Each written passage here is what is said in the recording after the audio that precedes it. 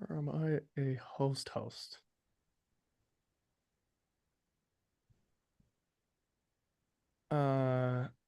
Here, look at this. Okay, gallery. Now we're not gonna do this, and then we're gonna turn this thing on. Oh, note Q&A. Okay, there's that. Bippity, bippity, bippity, bippity, bippity, bippity, bip. Cool. How do I change that?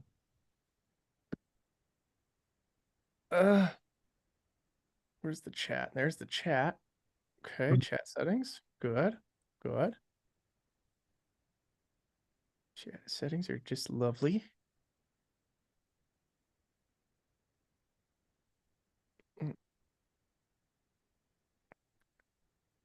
It says recording in progress. Recording in progress. Awesome. So What's up, everybody? Welcome in. should be good. Hello? Hello?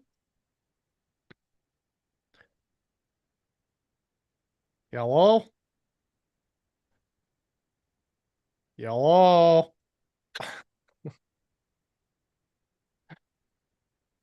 What's up, amazing people? What's up, you beautiful musicians and engineers?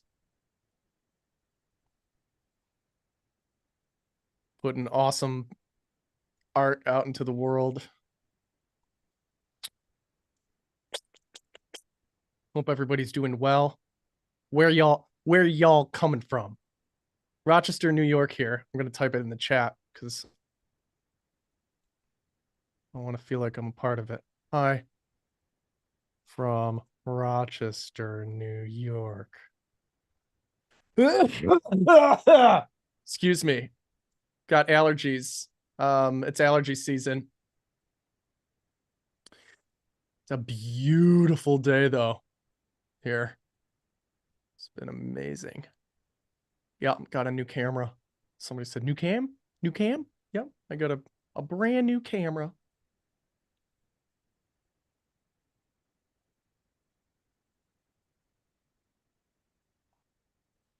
Phoenix, Arizona. Awesome. Colorado Springs, Alberta, Canada. Lexington, Kentucky. Baltimore, Maryland. Hey guys, here's a reminder. Change your chat settings from hosts and panelists to everyone. If you haven't changed over your chat settings yet, go ahead, do so now.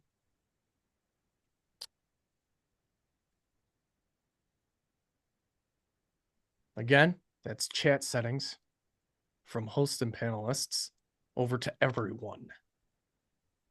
Everyone. Rockport. We got Rockport, Texas. East London, England. Ann Arbor. UK, England. Barbados.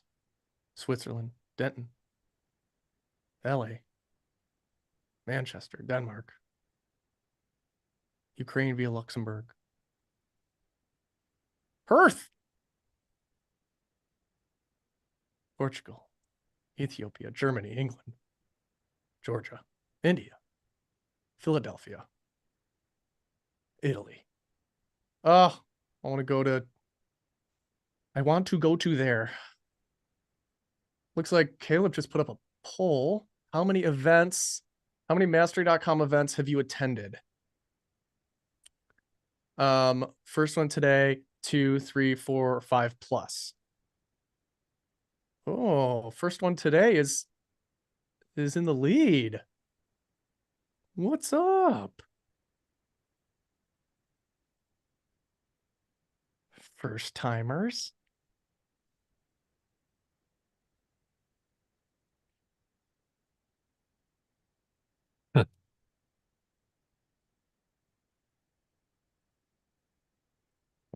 Got email from Sweetwater advertising 2-day mixing masterclass for $1,000. I'm gonna stick with you guys. Oh my. Free 3-day one. Yeah, for 3-day. 4 days if you count VIP. Are we doing VIP this time around? I don't know. don't even know that. I know the answer. I'm gonna check.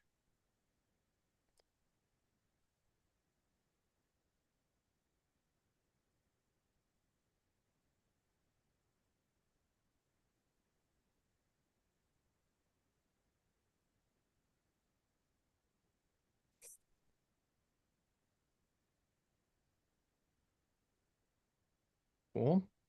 Oh, sweet. Sync 101 student here. Awesome. What's up, Bradley? And loving it.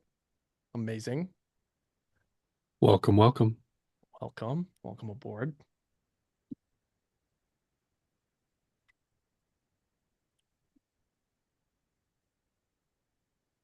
Ah, David says, me too. Sync 101 rocks. Yes. Love it.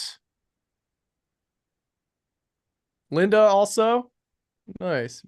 Valued customer. Awesome. Nice. That's awesome. Wow. That's that's pretty incredible. Sync has no dad jokes. Oh, I got a good one for you today. You ready? Which I saw that. Which actor is immediately ready to eat cereal at a moment's notice?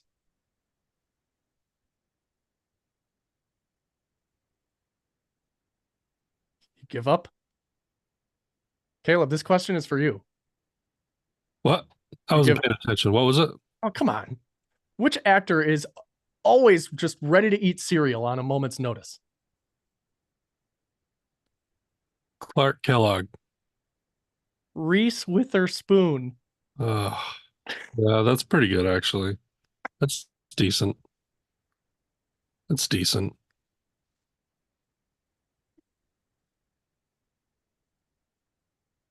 You're welcome.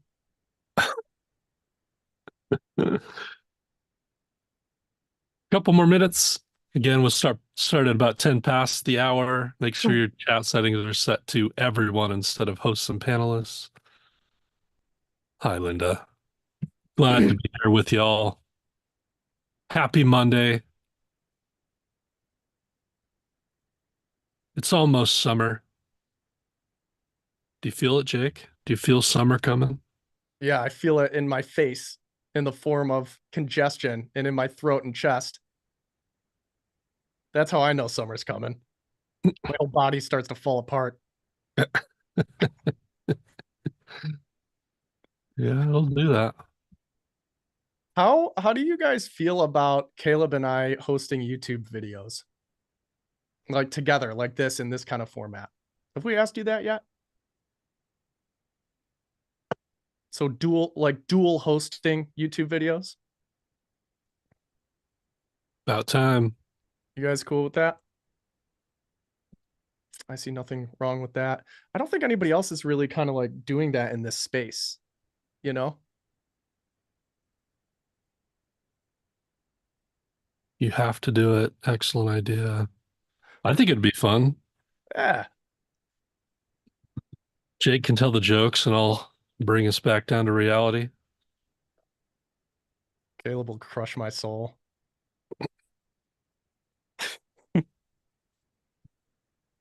I live to crush your soul. Oh, that's cool, John says, because I nailed 2 mixes with Jake's effects on the drums track from a Fix the Mix session. Cool. Wow. With different topics? Yeah, AJ, we would do different topics and just kind of like different formats and stuff like that.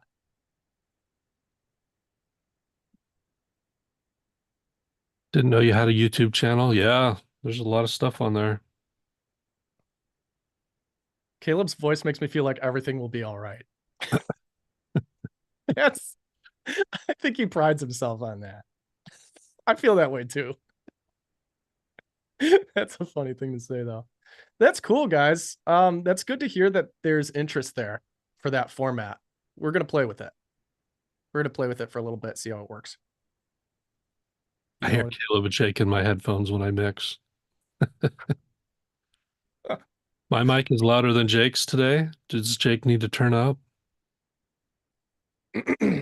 I can. I'm using a different microphone today. A new uh I've switched my studio around as well. I think you might notice that. Going the other direction today. Ah, it's 10 past. It's cool. You guys have been enjoying the emails too, the daily tips. Good. It's great. There's the results of the poll for you. Most of you are new. A lot of people still trickling in, but for those of you who participated in the poll, most of you are new. Should we dive in? One's in chat. If you guys are ready to jump in, I'm ready to go. I'm Let's ready. let's kick this Monday off right together.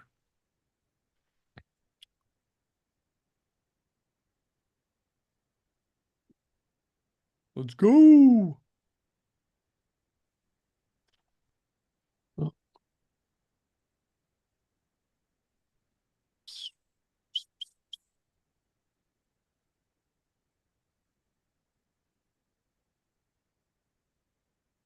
All right, let's dive in.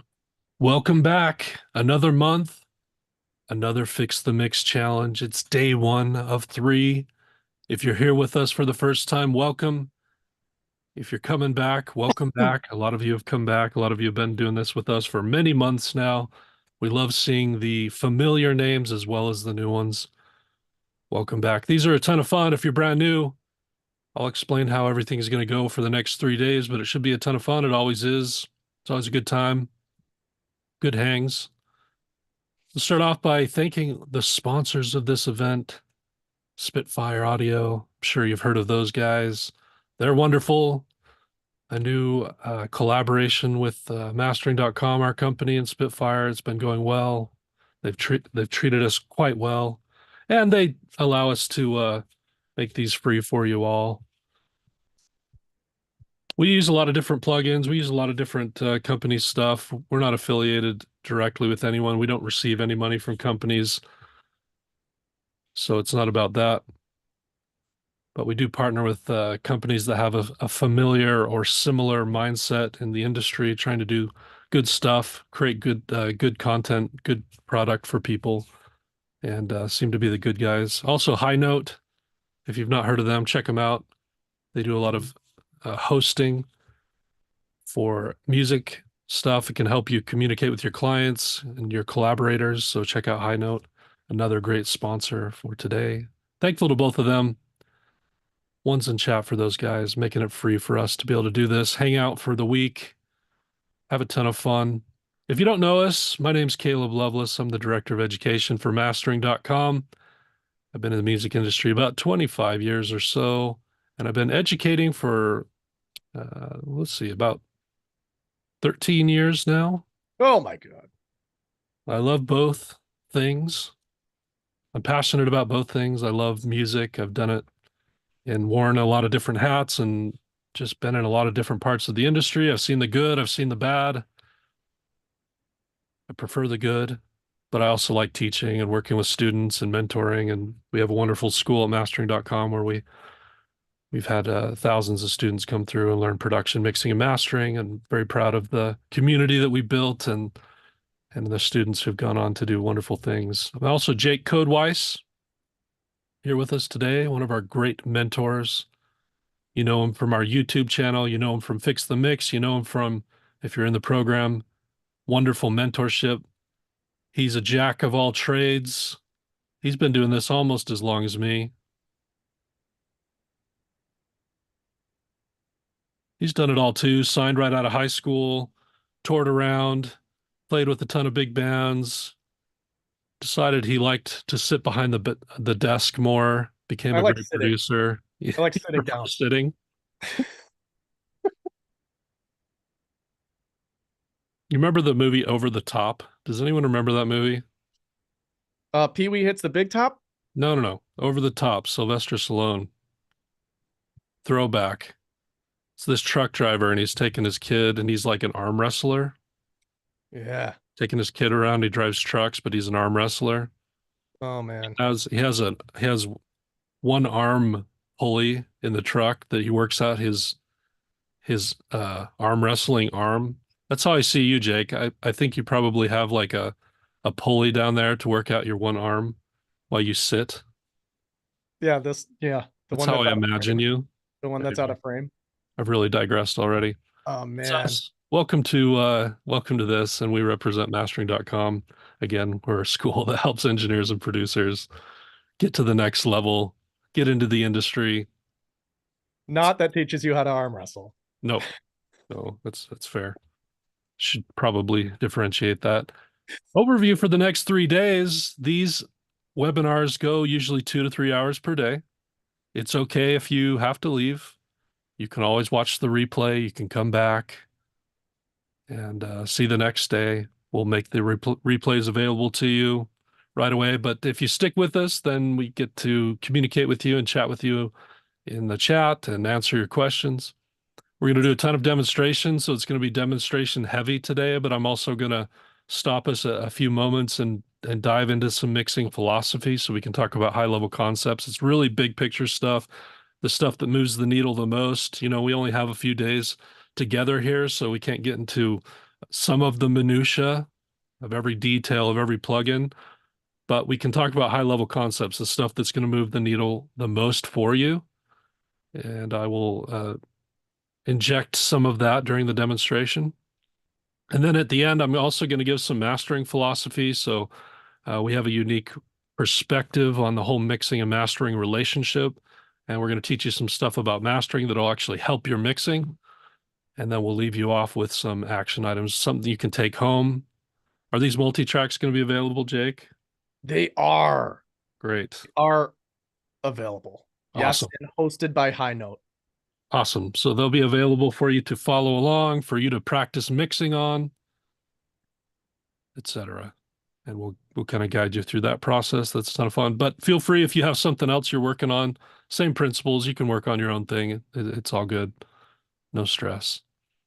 Goals for the next 3 days. Well, we want to demystify the process. If you can come away with a little bit more clarity than you have now about the mixing process, we've won. You know, that's what we could reasonably accomplish in the next 3 days.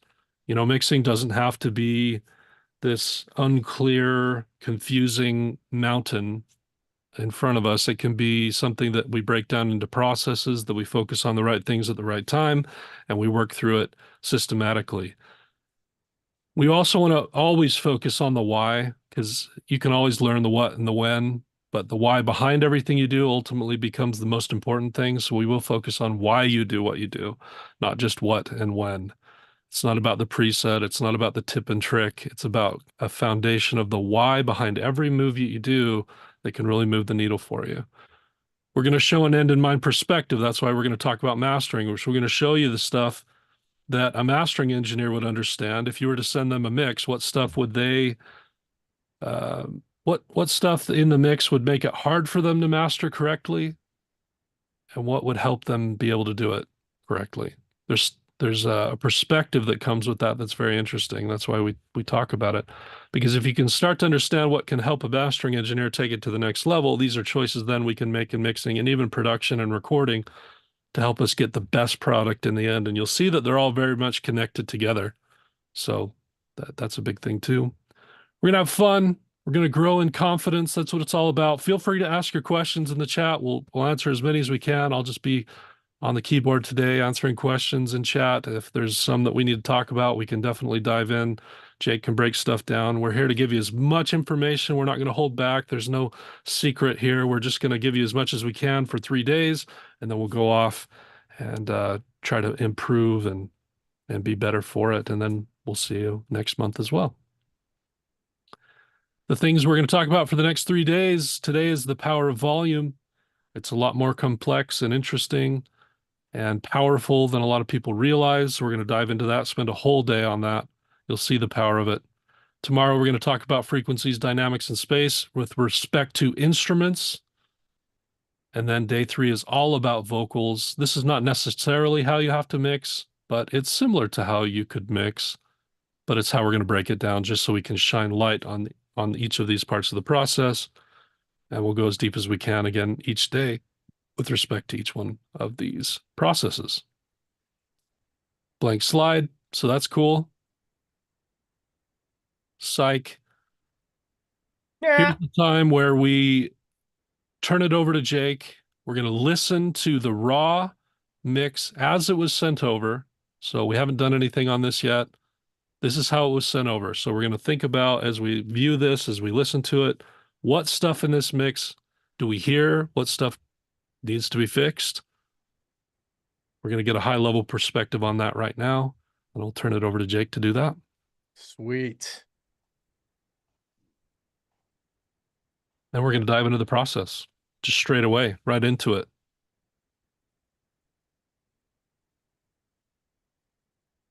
You guys see the DAW right now? You seeing the DAW? Let I me know see it. the DAW. I see it, Jake. All right, you ready to get moving? Give me a I sure am. 20,697 in the chat if you're ready to go.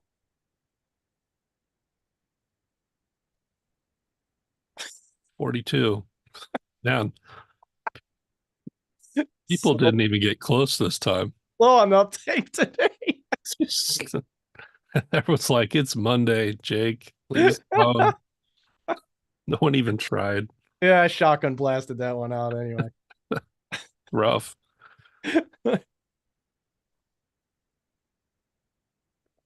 All right, let's see what we got here. Oh, I ducked out. I ducked out on the computer. We must have been talking at the same time. All right, Oh, don't worry. There's going to be plenty of other opportunities. nope. You didn't miss anything, Stepan. We're just getting started. All right, here are the tracks. I just wanted to say thank you to Matt Mendoza, who Ooh, submitted his track and won the Fix the Mix session today. He's also looks like he's in the session here. So this was produced, mixed, and mastered by Matt. Matt is a member of the reverse engineer program. He's one of our students inside one of our programs. and he just had a very massive win. That's really exciting. Matt is also a part of our sync program, and he just landed a Toyota placement. Huge win for Matt. Great job, Matt. Love your stuff. Nice job. Matt's also agreed to share the multi-tracks for practice, guys. Very kind. Yeah. So make sure you say thank you. Really awesome. These are the tracks right here. I've got the session kind of broken down a little bit. We're going to take a listen in just a minute, but I want to show you what this actually looks like in terms of organization. I've got the drums here all sent to a single drum bus. I've got sound effects here, things like risers and falls and some other percussion elements sent to an SFX bus. I've got a couple bass tracks here sent to a bass bus. All the guitars are sent to a guitar bus. All the synthesizers are sent to a bus labeled keys.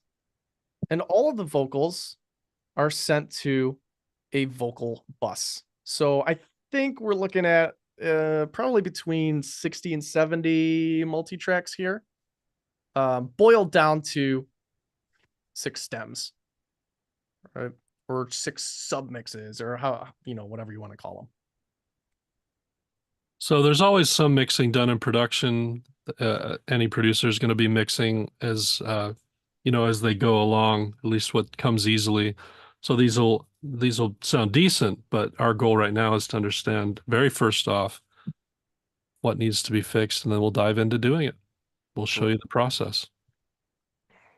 Right on. So let's go ahead. We're going to play this. I haven't done anything to this. I've just dragged in the files. All of these tracks are just, all the faders are at unity, right? Just all at 0. We're going to go ahead and we're just going to listen to it as is. And I want you to just listen and observe what's going on here. Okay, just listen and observe. That's all we're doing. I haven't normalized anything. Nope, nothing like that. Just this is how all the tracks came in.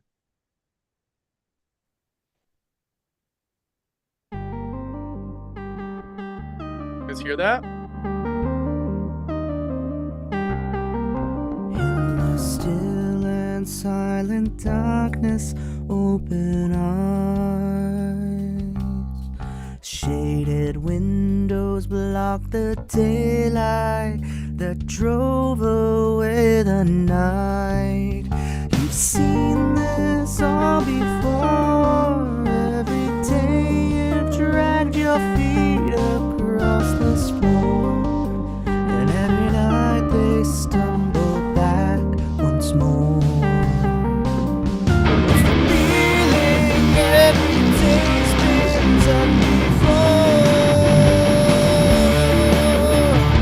reeling from the droning and the roar. From the land day to day, and then waking up to sleep one day after ourselves thinking we'll never change nothing, just on our way, waking up to one thing or the other. It's not all the same page after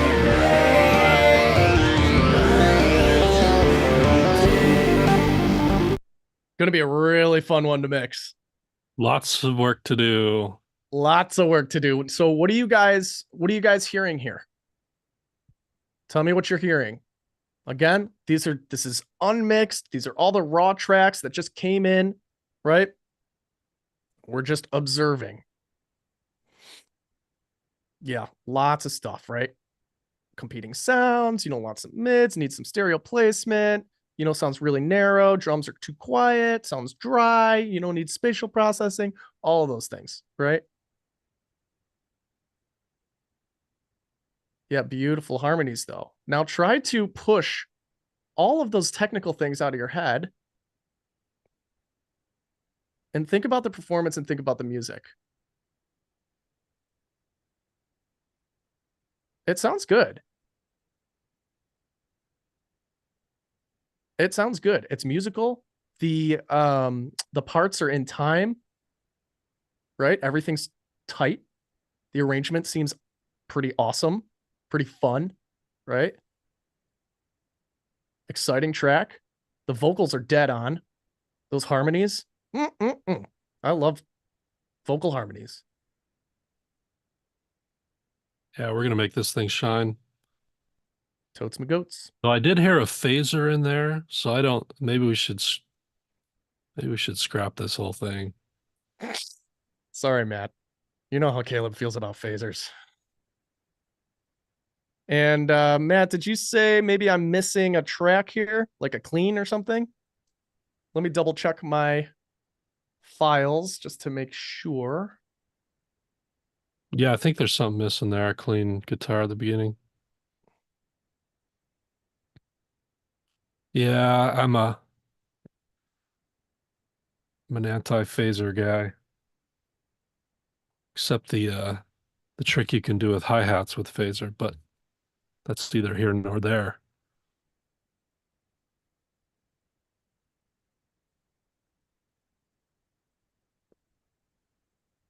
"20 years ago, I think that was the only effect we had.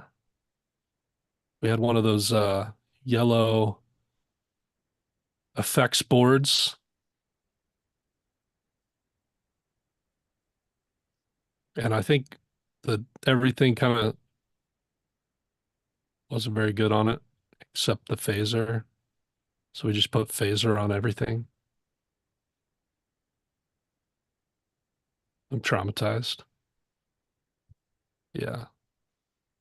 If you're using phasers like ketchup, it's not going to be good.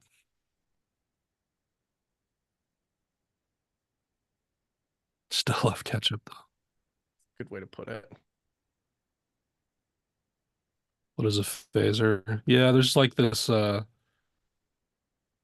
do you describe it? The only way I would describe it is like making the noise of it with my mouth. It's modulating frequencies up and down the spectrum, sweeping. Matt, if you could send me that clean guitar through school, through our DM thread in school. I'm not seeing it in the Google Drive folder.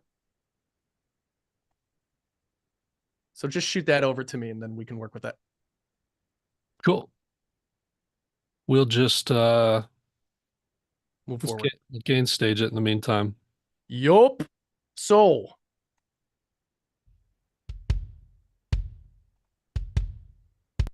this is what we aim for. Needed the gain staging. We are clipping hardcore. Yeah, totally. So check this out. The goal here, I'm going to just write in here, gain staging. The goal here before we get started with mixing, right? This is still part of the setup process. What I like to do is make sure each one of these regions is hitting between -10 and -20. Basically peaking no higher than -10. That's what I end up going for, right? It's gain staging, so peaking no higher, I'll say each track,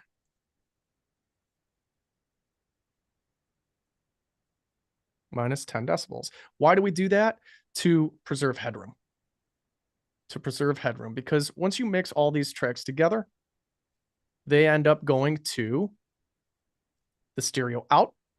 And if there isn't enough headroom there, it's just going to clip that fader. And then you have to kind of manage it and go back and kind of turn down the faders and things like that.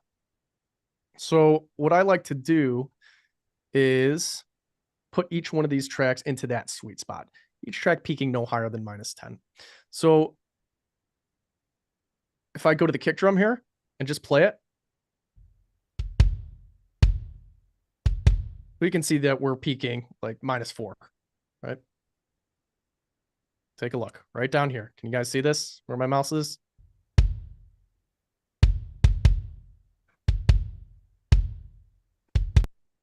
So we've got all the faders at 0. And when we check this track, it's peaking at -4, right? We want it to be peaking no higher than -10. So what I could do is I could affect the region gain by just coming over here and pulling it down. And you should be able to see these waveforms kind of coming down, right? Up, down, right? Louder, softer. So I'm just going to bring them down until this is peaking at -10.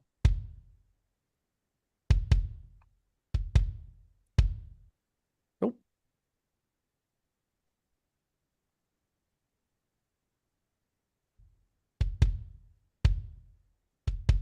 All right, that's where I want it, right there. And we can go through and kind of manually do this with every single track, but I prefer to use the shortcut, which is a normalize function. We're going to write it right here. Normalize. This is the best trick ever.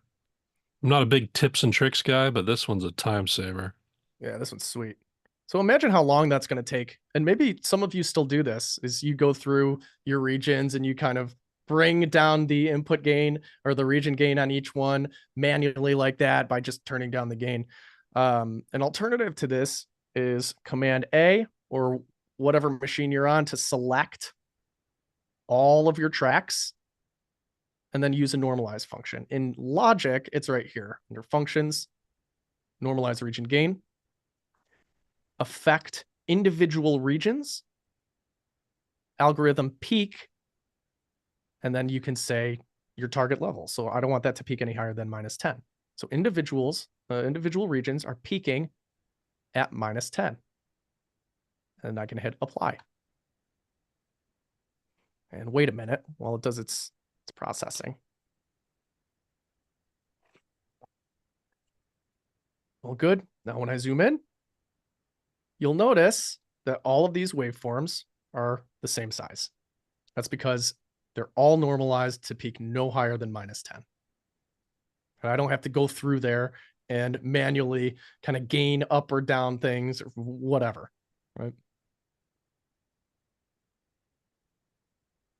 See that? Does that make sense? Everything's the same. If I undo that, you can see all of these waveforms kind of get cranked up and down their original volume levels. If I redo normalization, automatically all the waveforms are consistent. Someone Right. asked a great question. They said, "Do you always do this?" And the answer is no. You Nope, don't not always. always need to do this. You most of the time you do, but I just did a mix, for example, with a producer who really knows how to gain stage in production. And when they brought it in, it was all sitting at a great level already. And he had mixed it enough that all the volumes were kind of relationally correct with each other. So it would have been a waste of time for me to then put it between -10 and -20 and have to rebuild that. So if the producer has done a really good job and there's a ton of headroom and it's all working, great. You know, Totally. And that's it. That's gain staging for me. That's all I do. Done. Questions before we move on? hey Jake, can you throw ScreenFlow on and record? I'm having a little issue. Yeah, I can. Just a minute.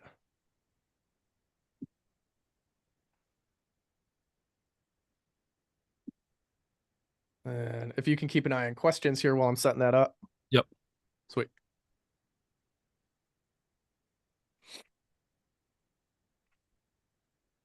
Does peak normalizing come before the actual gain stage? It is actual gain staging.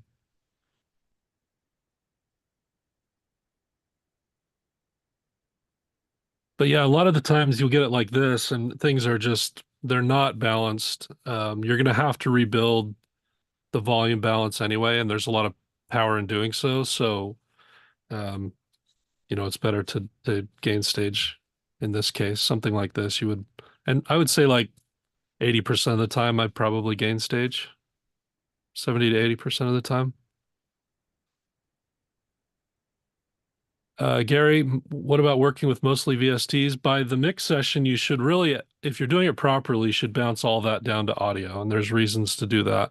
Bounce it all into audio, import it into a new session, and work with just audio all in one session.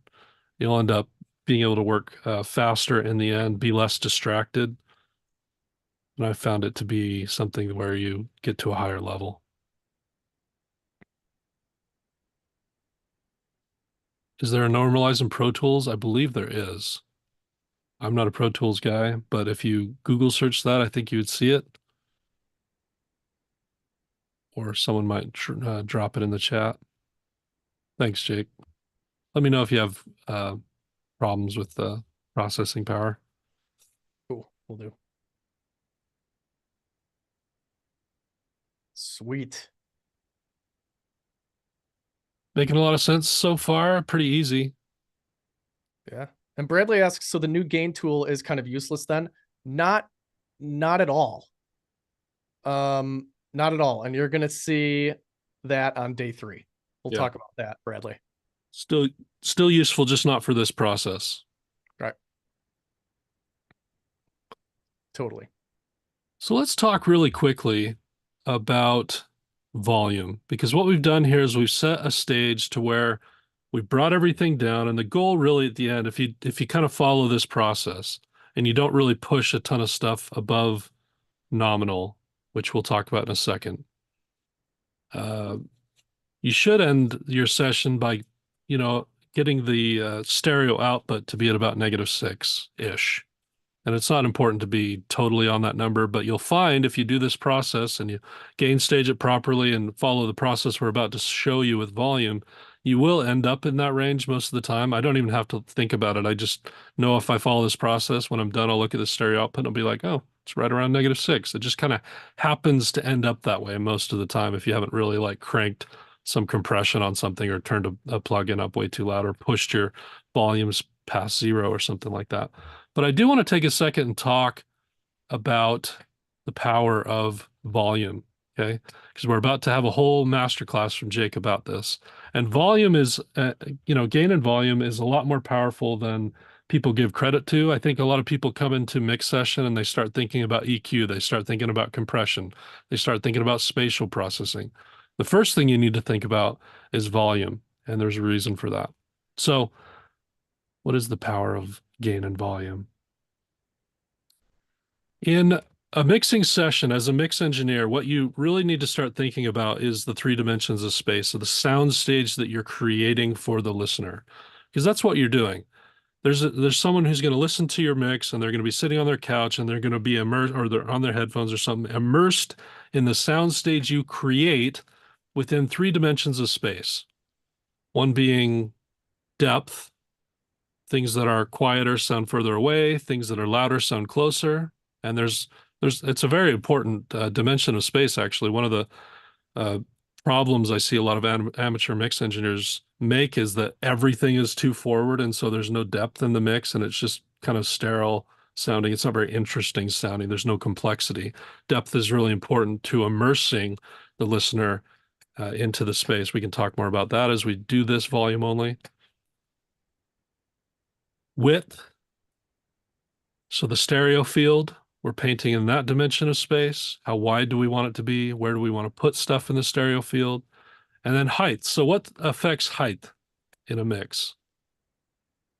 Anyone who has not been here before know what affects height in a mix? That's right. It's frequencies. So we have a connection to frequencies. We feel them in our body, actually. Low notes we feel down in our connection to our feet, to the floor, into maybe our gut area. That's where we feel a lot of bass at. Warm sounds, the mid-range, the warm stuff we feel like in our chest area. It's like a warm blanket. We describe it that way sometimes. We feel those kind of in our chest area. And then high notes we actually feel in our head and up above us. It feels like air. We have words for it even. Head voice, air. We experience it that way. And so to have something that is a tall sounding mix would mean that it needs a full range spectrum of frequencies from low to high. Now, that's not always what we want. We may not want it to sound tall, but if you're looking for that like big mix where it sounds tall and wide and deep, then we are working in these three dimensions of space. We need to understand how to manipulate all three of those, and all of them actually have first to do with volume. Before EQ, before compression, before any of that stuff, gain and volume is our most powerful tool for setting that stage that we're trying to create within our mix. It's actually our most powerful tool even for frequencies. EQ isn't our most powerful tool for affecting that range of frequencies. It's done with volume first. Let me explain. Everything that we're working with in a mix already has an innate quality to it. Shakers don't have a lot of low end, or they shouldn't. We'll probably roll it off anyway. Bass doesn't always have a lot of high end. And there's stuff that sits in the middle. It's not either low or high. It's kind of sitting in the middle. So what I do with my volume faders to begin with is actually placing things in a frequency spectrum from low to high naturally before I even think about EQ. And you can do a lot of work in placing things in the right place that will alleviate your need to use as much EQ later if you approach it the right way. And the less I have to do with EQ later, the better. EQ is much more destructive than just volume. So the closer I can get it to a tall sounding mix and a wide sounding mix and a deep sounding mix just with volume, the better. There's tools for enhancing that, but those should almost be seen as like the last 20%, as opposed to 80%, which is done by volume. And Jake's about to demonstrate this. We'll be able to get this mix sounding pretty good with just our volume faders. And it's a right mindset more than anything. It's the correct mindset to come in. We're going to use our most powerful tool first and take it as far as we can. It's almost like we challenge ourselves. How far can I take it with just volume and gain? How much of the picture can I paint with that? And there's some other power in that I'll talk about in a moment. So we then could turn this on its side, and we could think about our volume faders as turning up and down frequencies in the mix. It's not an EQ thing, it's a volume thing. We also have width that's created through volume. There's a reason why the pan knobs are on our channel strip, because it's just volume. You're changing volume from one side to the other. You're taking energy away from one side or from the mid and turning it out to the sides, either left or right. It's a volume thing. And so we consider that volume as part of this picture we're about to paint, right? How much stereo field can we use? And by the way, a lot of people who don't know how to master think that you get width by using like stereo widening plugins. I almost never use those at all in mastering. If you know how to mix, you don't need to. If you create the width you need to create within a mix, there's nothing to add in a master. There's no point in doing that, and you're better off because a lot of those widening tools actually cause more problems than they help. There's so much phasing that it can introduce. It can really mess your mix up. I hear so many mixes or masters where someone went in and used too much of that, and they're like, "Why doesn't this sound full and live and punchy and loud?" Well, you're canceling out frequencies with your widening tools. They're really, really dangerous. If I ever use them, I'm using like one little notch of it, just to like you almost imperceptibly can't even hear what it's doing. And that's the right way to think about it. This should all be created within the mix. We do that with panning. And then, of course, simply depth. Again, I hear a lot of mixes where both, actually, I hear both. I hear stuff where everything's too forward. And there's almost like this mental problem that we have going through a mix where we start focusing too much on every individual element. So we're trying to enhance every individual element. And what happens is we just over time start bringing them more and more forward until everything's forward. And then our mix sounds flat. I also hear sometimes where everything is too far away. They've used too much spatial processing, so everything sounds super distant. There's a mix that we need to, a balance that we need to find between distant and forward, and we need stuff in every dimension of that space, not just all distant or all forward. And that's really how we can immerse the listener into what we're doing. And that's all done with gain and volume. So gain is our most powerful tool. We'll even find on day 3 that dynamics, finessing dynamics is not best done with the compressor in some cases. It's actually best done with gain and volume. We'll get to that on day 3, but that's also an interesting conversation that we'll have down the road. All right, so then what is our goal today? Volume only mix. How far can we take it? Jake, can he take it to 80%? The refinement that we have to do the other days will be a lot less then, right? And I love the mindset of this for a couple of reasons. I think it focuses me today. If you're just starting a mix, I know where to go. I'm just focusing on volume. I'm not reaching for my EQs, compressors. I resist the urge, the temptation to grab that stuff, and I just have a goal for myself to see how far I can push it with volume. The other key thing that is really valuable, and Jake will do this today, you should have somewhere to note down certain things. And what I want you to note down while you're doing a volume only mix is what stuff can't I solve with volume only? What else do I need? What stuff just isn't quite there, even with just volume? What that allows me to do is to work with a lot more intention tomorrow. When I'm working on EQ and compression and all those other tools, I'm not going into that blind just thinking I need to put EQs and compressors on everything. I go, I know what I couldn't solve with volume. I'm going to start with solving those problems very directly today. So I'm more in tune and focused today with volume, and I'm more in tune and intentional tomorrow with my EQs and compression because I'm working systematically and I'm focusing on the actual problems that need to be solved. It's a great mindset. And so we're going to demonstrate that today. I'll turn it back over to Jake to do so. Maybe.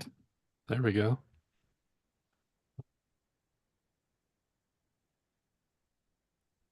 And he'll show you the process for how we like to approach a volume only mix.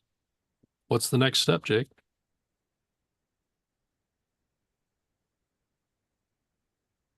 The next step is for anybody who wants to continue to type 142,697 on their keyboard.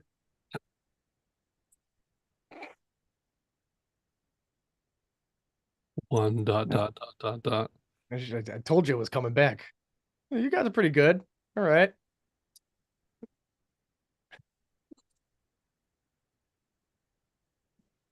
All right. Seeing my screen? Yep. Next step, taking all of these faders all the way down, negative infinity. And I'm going to pick an anchor element, an element to start the mix with. Okay, so this would be something that I would consider to be a priority element in the mix, something that is that kind of drives the song forward or super important for the message of the song. So for me, it's usually drums, and specifically a kick drum, right? Just kind of like kick drum is usually like heartbeat of the song, right? So if I have a kick drum in the mix, I usually start with that as my anchor element. And then move to vocals. It's just drums and vocals for me, typically. Yep. So if you don't have a kick drum in your mix, maybe you start with the vocal. If you don't have a vocal in the mix, or you have another kind of driving instrument, maybe it's an acoustic guitar. It could be anything, really, is the point. It could be anything. It's up to you, engineer's choice. But usually I'll pick that element, bring it up to 0, and then mix everything else around it. Right? That's the method. That's kind of the practice, right? Yep. So to be clear, you're turning all the tracks down to negative infinity, Everything. but you're not turning your buses down. Nope. Drum bus, all that stays at 0. Everything else is down to negative infinity. That's right. Cool. So I'm gonna pick that kick drum. Just gonna bring that up to 0.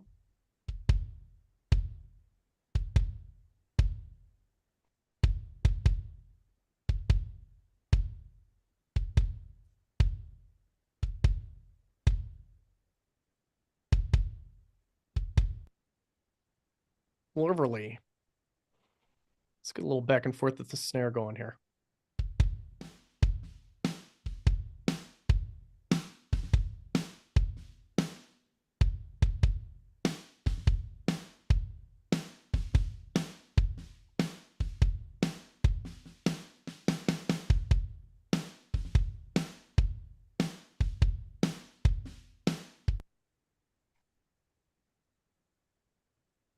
And let's hit up some vocals. Before the reeling from the droning and the bore,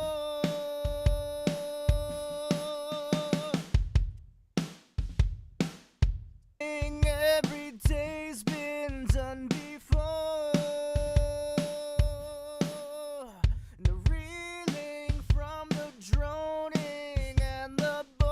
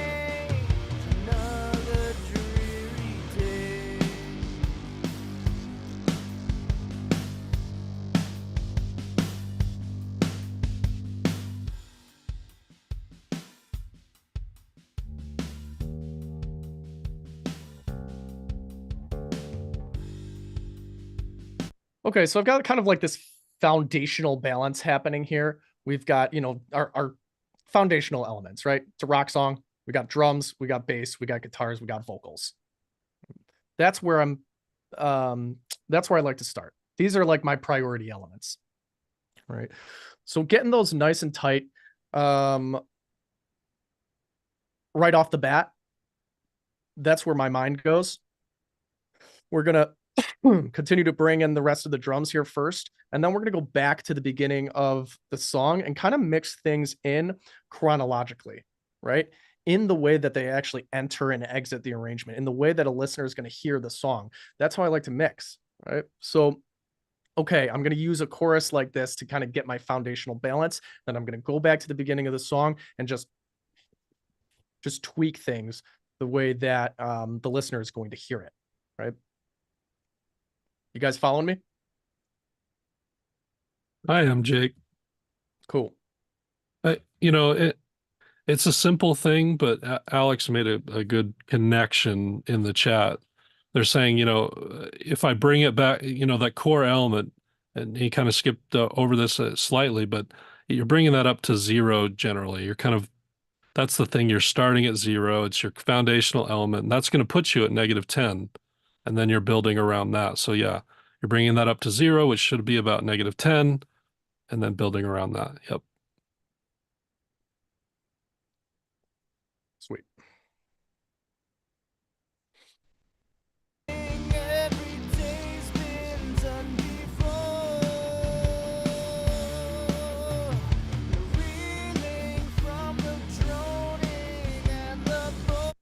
Cool. Yeah, let's bring in the rest of our drums here.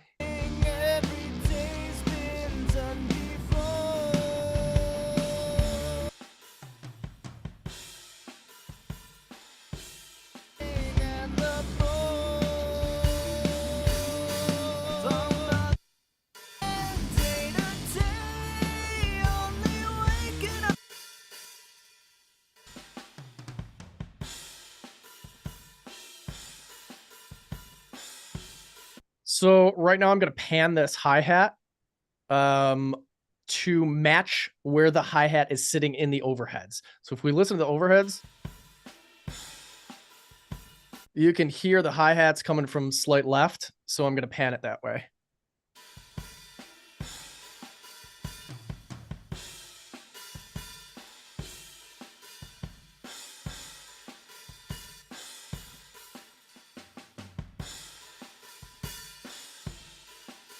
Right there. Sounds good. And I may or may not use that hi-hat. It's pretty, I haven't been using close mic'd hi-hats these days. If they're captured well enough in the overheads, they tend to be just like a little bit too close or harsh to me. Unless there's a lot of like really cool busy work, then I'll automate them up in whatever that section is in the song. But we'll see. We're just gonna have to kind of take it as it goes.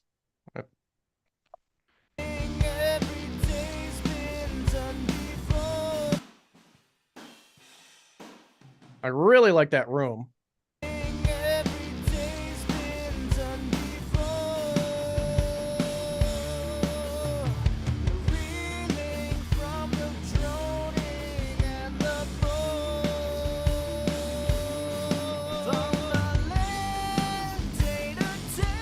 And it doesn't look like there's actually any ride cymbal in this song.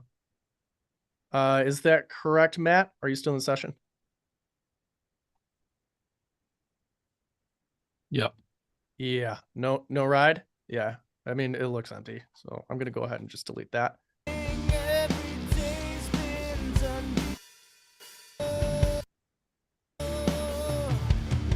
Yeah. Somebody asked if like I was going to check for bleed.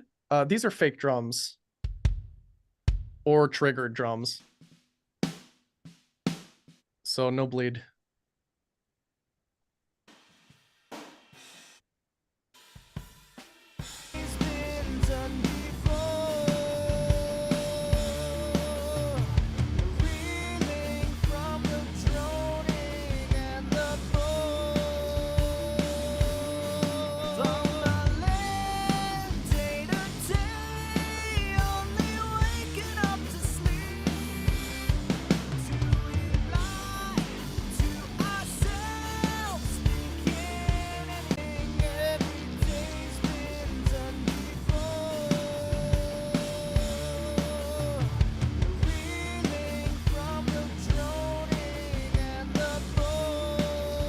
Cool. We're gonna start there. Let's go from the top. Matt, were you able to get me those clean guitars?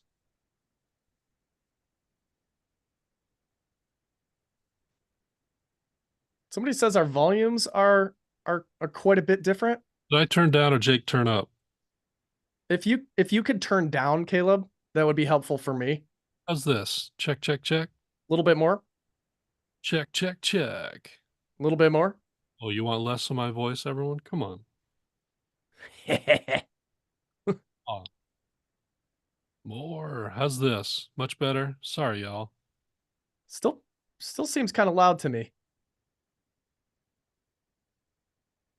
Am I wrong? Fine now, Steve says. Yeah. All right. Give me another test, Caleb. Check 1, 2. Good, good, good. Yeah? You guys good? Sweet. All right. Y'all can turn your volumes up on your end. Cool. Let's jump back in. So, what have we got here? Where do we start?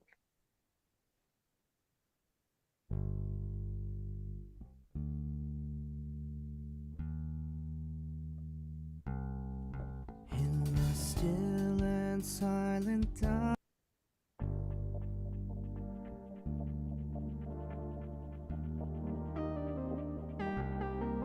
In the still and silent darkness, open our Proximity on that. I think he's saying you have the files in a Google Drive.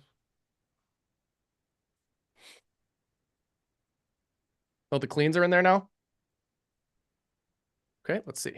Yeah, Linda. So there are plugins that will simulate a drum set. So they're going to spit you out a kick, snare, overheads even, and all of that. It's just part of a program. So there were no live drums in this. It just outputs all the multi-track for all those so that you can mix them how you want. Ah, are these cleans, these strats? I'm seeing them now. Clean strat, clean strat, clean strat. Any questions while Jake is pulling this in? Sweet. Thanks, Matt. Nice. Yeah, let's get him in there.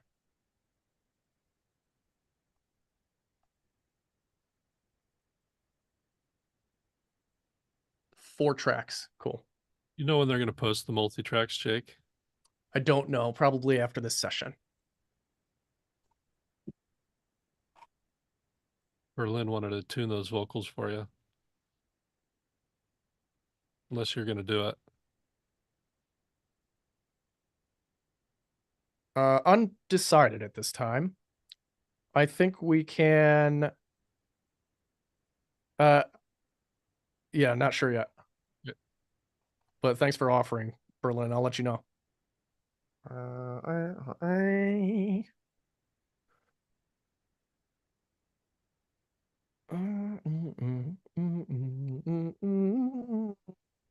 Believe we're going to use. Maybe that was. No, that was waves. We're gonna use Spitfire Air, What is that? their new reverb suite. Cool. Yeah, Guess we're gonna take a look. We're gonna take a look at that tomorrow. I'm really excited to dive in. Cool. Yeah, I haven't heard it. Yeah, that'll be sweet. Yeah, Spitfire this time. Okay, so it looks like we have a couple cleans here. Let's see. What are these all about? Yes, cool. Let's get them in.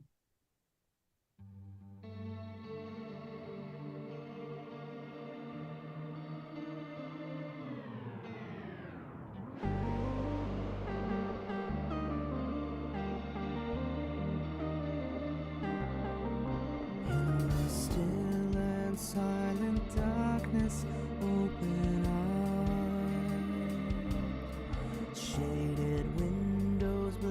the daylight that drove away the night. You've seen this all before.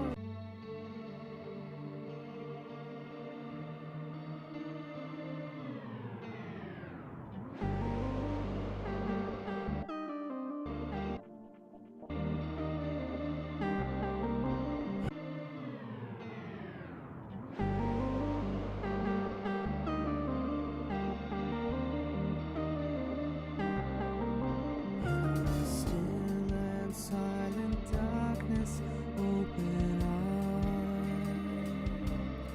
Shaded windows block the daylight that drove away the night. You've seen this all before. Every day you drag your feet. Daylight that drove away the night. You've seen this all before. Every day you drag your feet. Let's get that. Oh,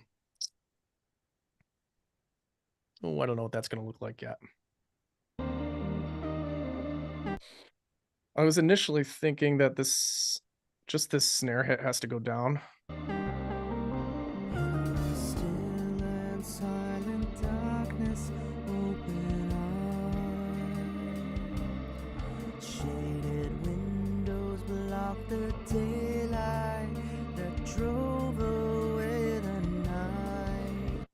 Let's pop that down. You tempted to push back on those guitars, the reverb level? Well, it's wet. I can get the clean. I have the DIs, or I Yeah. have the Right. the dries. I don't know yet.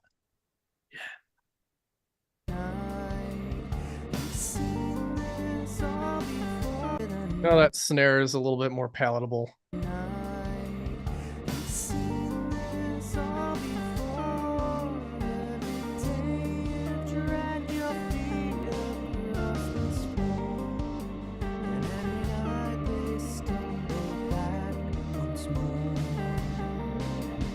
We're going to do the same thing here.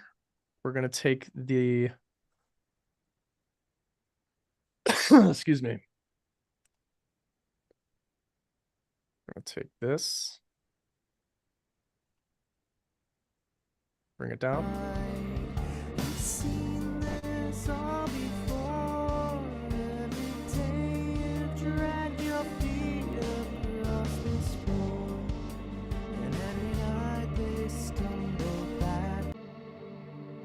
Cool. Hey, Jake, by the way, the dries are meant to be mixed with the wet. It's not. They're meant to be mixed together. Gotcha.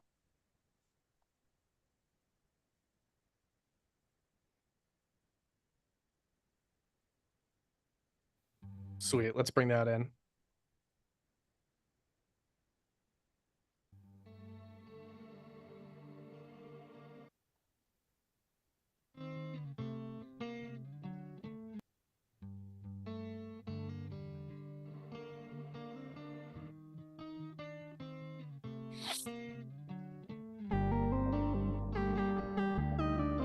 Actually, like that way better. Oh yeah.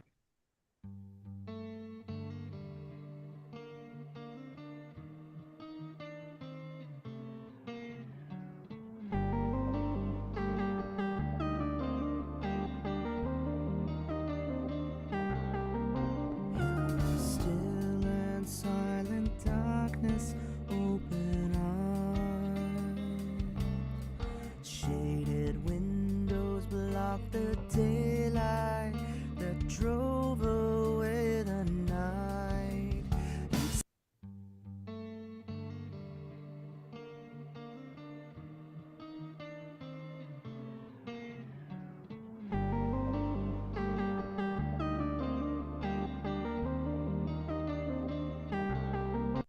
Okay, and I'm going to take these and group them together and call these cleans. And then I'm going to add a gain plugin here. And I'm going to do a little bit of automation to get these sitting right when the vocal kind of, or when the lead synth comes in. Right there.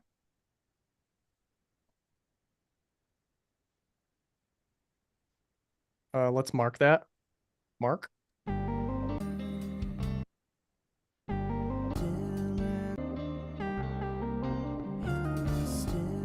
And then here, we're going to add another mark. That's verse. Cool. And let's mark this out also.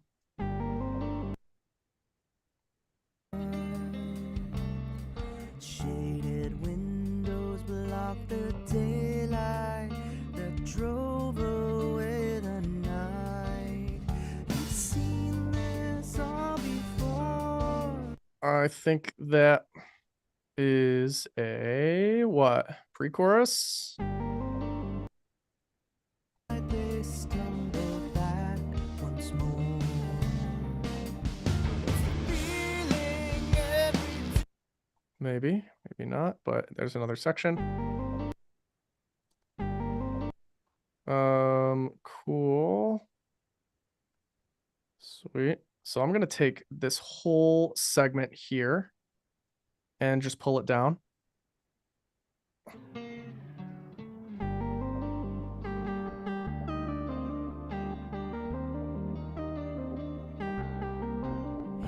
still and silent dark. Okay, getting there.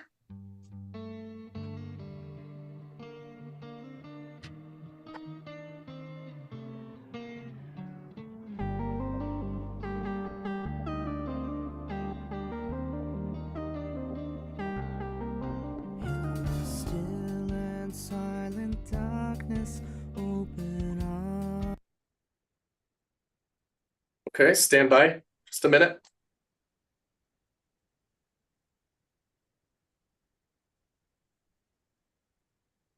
Where did you go?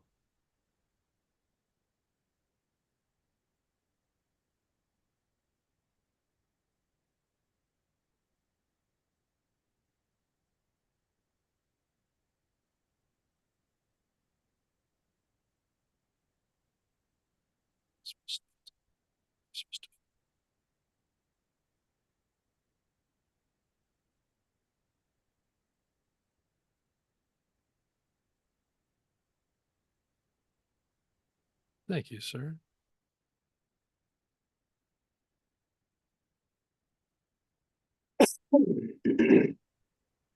Thanks, sir. Thanks Just- for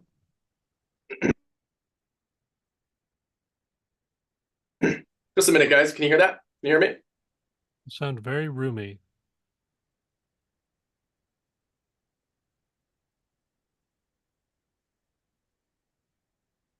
Thanks, Deshaun. How about now? There you go. Sounded good? That's an output desk, Chucks. Company called Output. That is the Lewitt Pure Tube mic. Yep. They sent it to me to try out, and I've been liking it. It's quite nice. Sweet. All right, jumping back in here.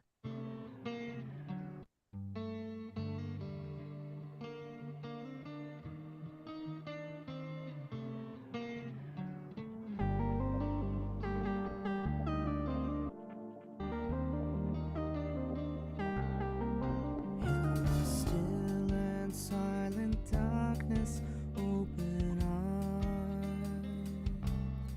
Shaded windows block the daylight that drove away the night. You've seen this all before. Every day you drag your feet across this road, and every night they stumble back once more. Okay. We're going to bring this section up on the vocal here. Go gain. Would you record these vocals through Matt if you're still here? You've seen this all before.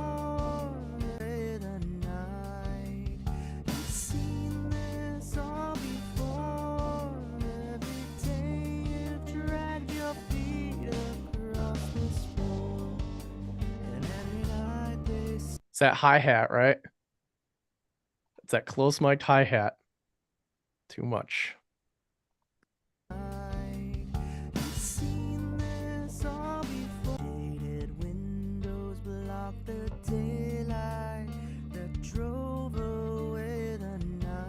Right? You guys hear the difference there? That hi-hat.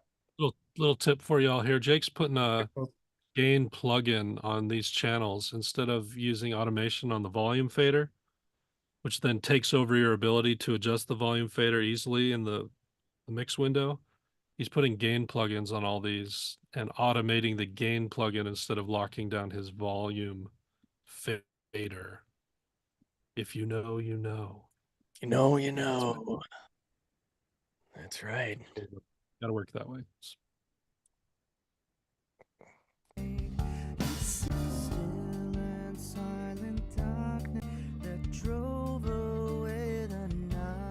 Hear the difference there between hi-hats, no hi-hats? Check this out.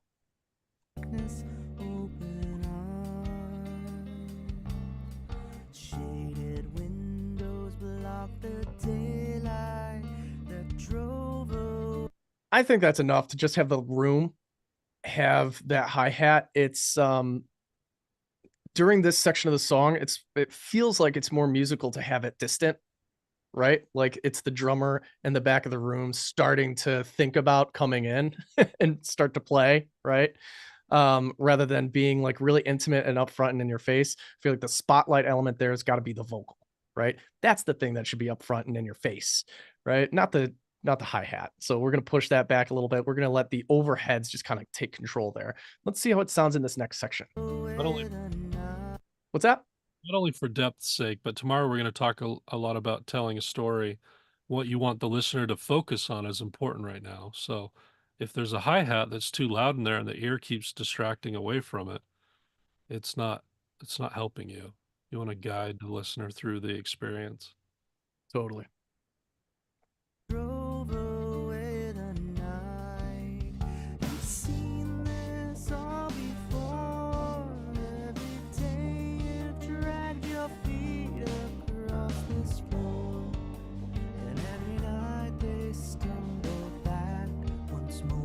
There's this like ghost note in here.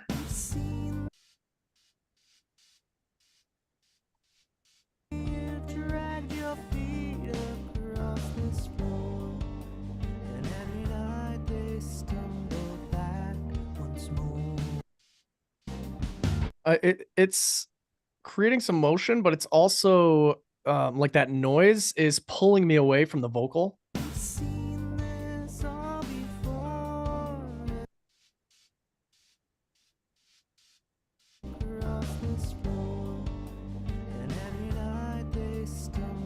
So I'm really going to bury it in the mix and maybe widen it or do something with it later on once we get to processing with actual plugins.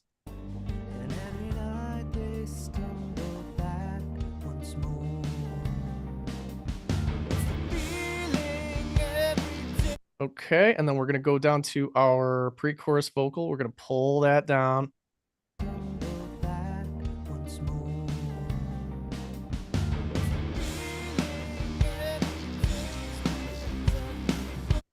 Wow. Just massive now, right?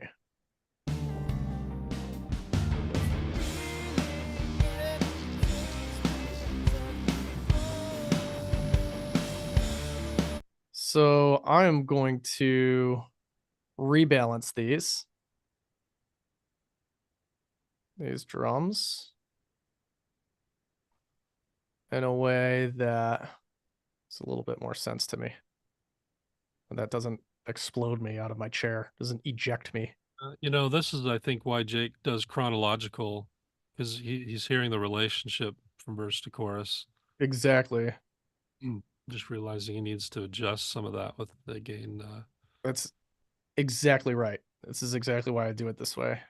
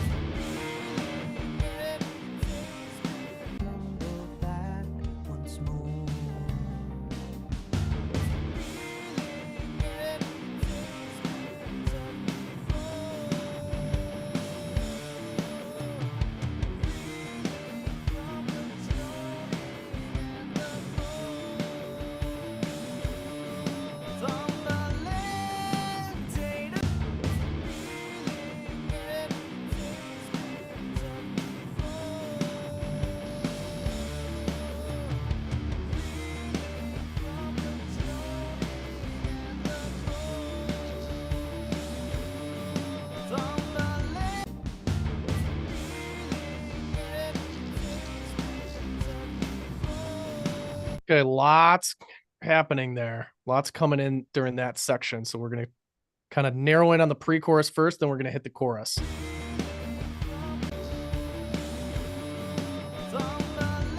And there's our chorus. Let's hit it. For now, I'm gonna turn off the vocal.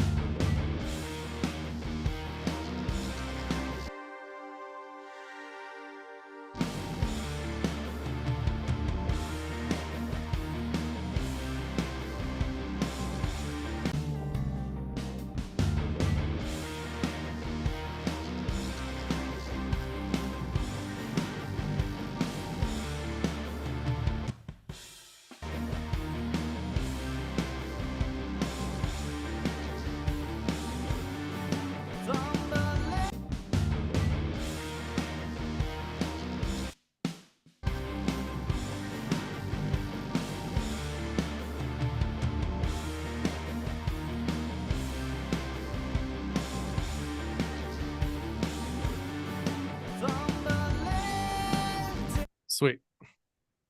We've got some downlifters.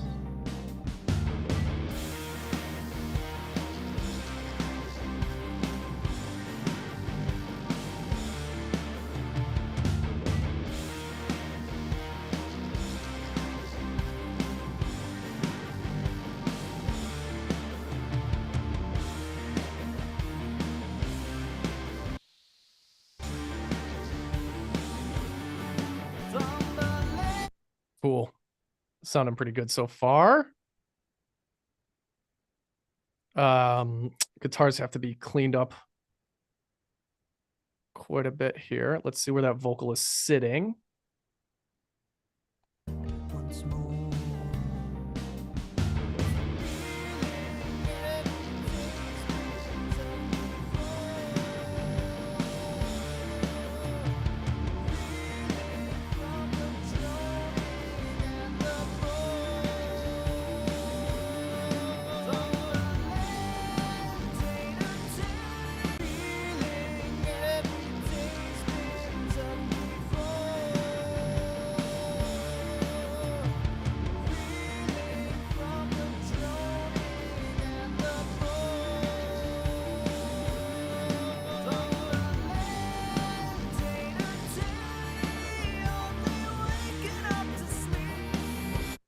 Cool.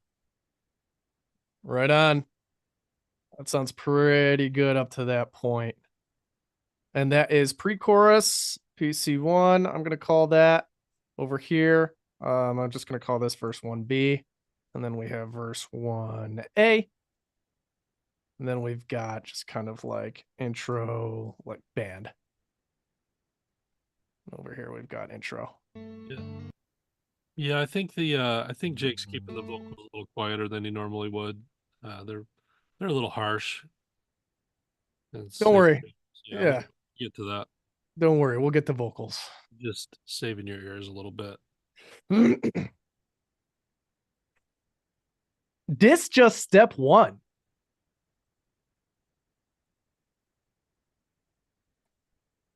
You know? We're gonna take a quick ear break before we get into the chorus. Any questions on any of that stuff so far?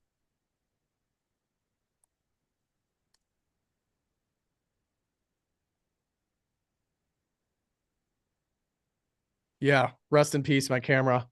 I've been starting to see overheats also, Caleb. Oh, we got to look at some settings. Yeah, I think so. Mine's working great now, by the way, so I'm sure we can get it. Really? Yep. Sweet. I accidentally left it on all night and it's still going this morning. Wow. That's sweet.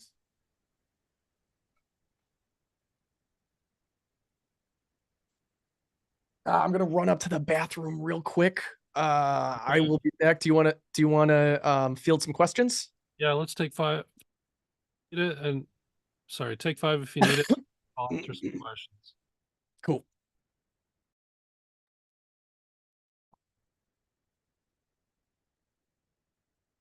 Yeah, volume automation. So we're keeping the faders clear. so that we can just always have those available to us to adjust up and down. So it's really easy to forget you've put a volume automation on a certain track and then you go to turn it up or down later in the mix or something, and it's you think it's affecting it, but then the automation takes over and reverts it back to the automation. It's just a sloppy way to work ultimately, and you'll end up playing that trick on yourself sometimes.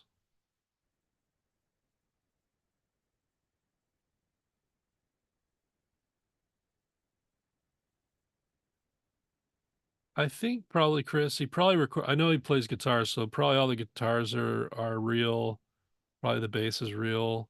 Actually, a funny story, I made him uh, I I got this demo from him a while back, and I think I like challenged him to use synths, trying to do something a little more modern, and he'd never done synths before, so this was his first attempt at synth work. So that's fun, just to push him out of his comfort zone. How's your day, Caleb? It's been well so far. What's been done until now? We're just volume mixing.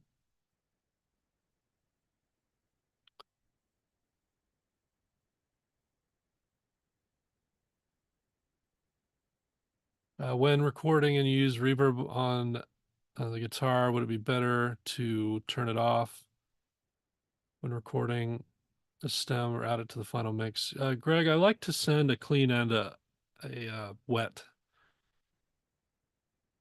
It's a way you can express your intention. So if you have a reverb in mind, and that's who, as an artist, what you're trying to express, I would send that to the mix engineer or to myself later. But I would also send the dry just in case there are problems that the mix engineer runs into that they need to recreate something. And as a mix engineer, I'll start with someone's wet tracks, and then if I ever need something, I'll just plop in and get the dry. But the wet is your, as a producer or an artist, you're expressing to me what your vision is in a way, and so I want to try to honor that at first, if at all possible.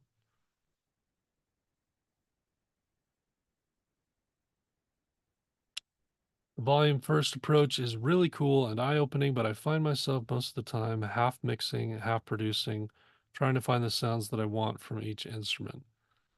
So that sounds like production to me. If you're trying to find the sounds, then you're in a production session. And you can do that in production. You can mix, that's called sound design. You're shaping the sounds to sound how you want. But at some point, when you get done with production, you should bounce all the VSTs down, bounce all the MIDI down, get audio, pull it into a new session, and work with just audio. And there's a bunch of reasons I could get into on that, but at the very least, it's really good for your mindset. It's too easy when you mix in a production session, for example, to get tempted to where you're half producing, half mixing. And when we're mixing, we should be mixing. When we're producing, we should be producing. They're different mindsets. And if we blur the lines, it's easier to get lost and rabbit hole down in certain areas. Compartmentalization of the processes really helps you get to a higher level. So make sure you bounce it all down, do it in a different session. It's the best way to work. Although that does not mean don't have the end in mind while you're producing or Oh, recording. oh, always do. Get it as far as you can while once you get fast at the tools, your productions should sound like mixes, and your mixes should sound like masters. Exactly. But I still Love compartmentalize that. the processes because then I can just run it through and make sure I'm doing everything that I can and enhance it in a different kind of mind frame, having taken a break from it. Bradley asks, I can certainly, is the hat panned slightly left because you mix in drummer's perspective? No, the pan is the hi-hat is panned slightly left because that's where it is in the overheads. It was recorded in drummer's perspective. So I'm just honoring that in my mixing decisions. And Jake, do you prefer DIs on every bass and guitar track? Yes, I do. I work mostly with rock and metal. And I ask for both. I ask for the amps and I ask for DI tracks in case the amp tones don't work and I have to reamp something.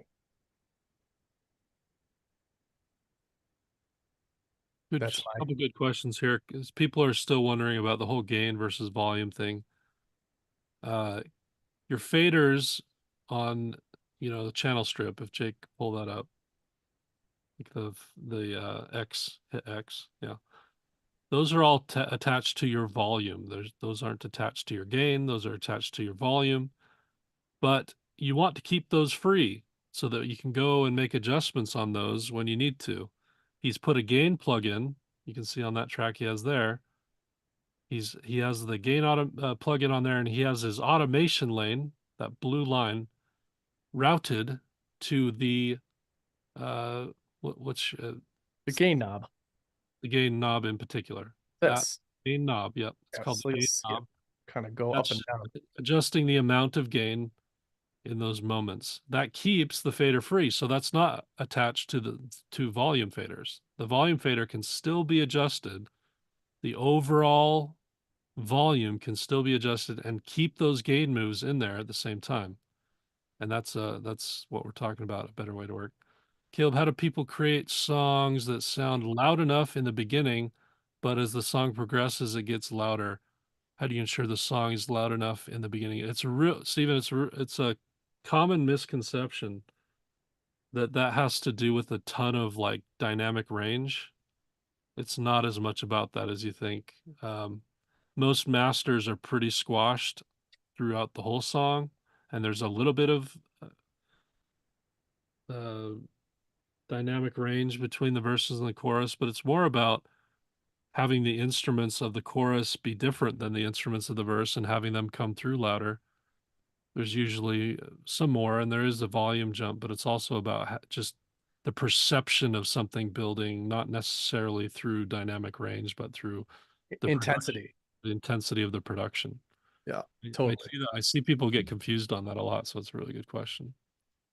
Let me know if that doesn't make sense. That's a great question. Yeah, intensity, it is not just like loudness and volume, right? I think that's where people get confused. It's like, oh, I want there to be a really big impact here. Well, volume is just one of the many, many, many pieces of that equation, right?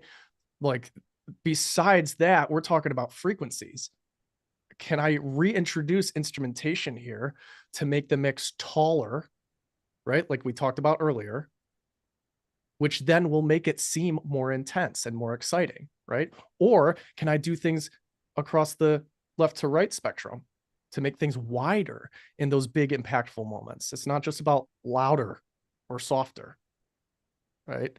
It's about strategic arrangement. And all of that actually happens in production. That's not a mix thing. That's something that should be thought out in the production process and arrangement and recording. Does that make sense? Yeah, Liam, sometimes I've almost never do that, but I did it recently where I boosted a chorus by a dB. But you don't have to do that. It's not as much about that as people think. There's a whole difference between actual loudness and energy and what's perceived.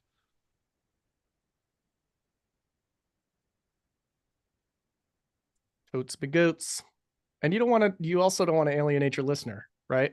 If you got a really, really quiet portion of the song and then it just slams in and you knock people out of their chairs, I mean, they're just gonna be like, oh man, that was an unpleasant experience.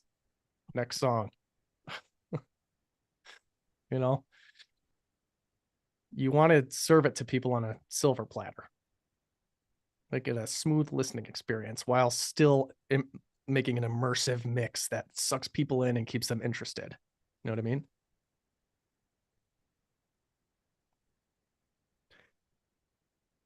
Anyway, what do you think, guys? You want to jump back in? Can you still see my screen? Yep. Yeah, cool. I can. All right, let's move from the verse to the pre-chorus to the chorus and check out that impact. Let's see what that sounds like.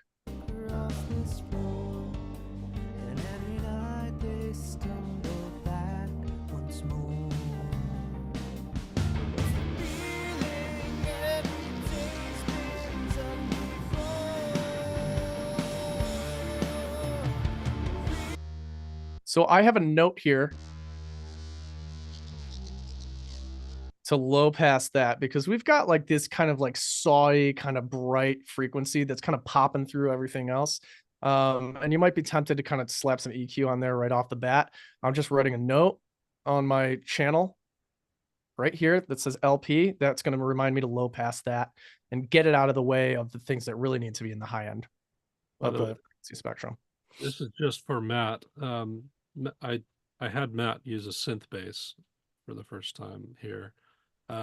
Didn't quite nail that sound design. We don't need that really high end stuff. What we need is more like grit in the mids, not the high highs. The high highs should be pretty clean on this. The mids should be distorted, and that would give a ton of energy through that. But we'll work on that another day, Matt.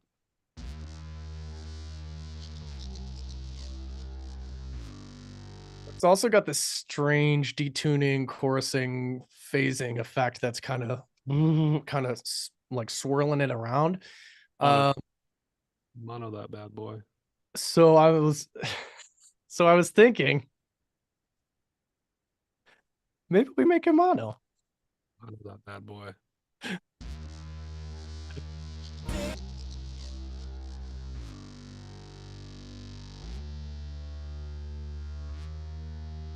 Right? Otherwise, we're kind of those low frequencies kind of swirling around like that, at least in this context, seems a little bit disorienting. So we're gonna just put that in mono.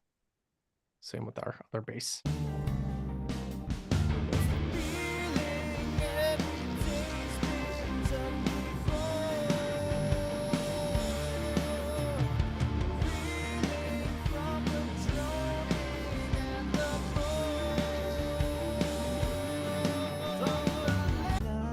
Yeah, pretty cool, actually.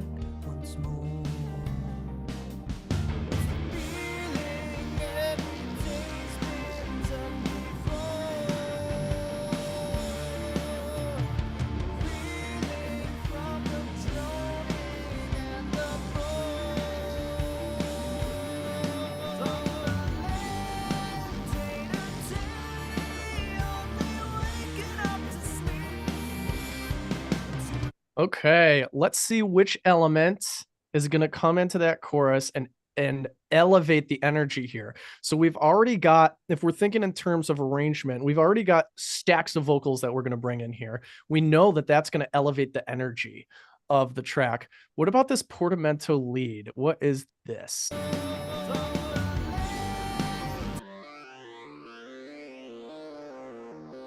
This is going to make things a little bit sticky in the low mids and in the mid range here, especially with that synthy bass that's kind of covering like some of the same upper mid range frequencies.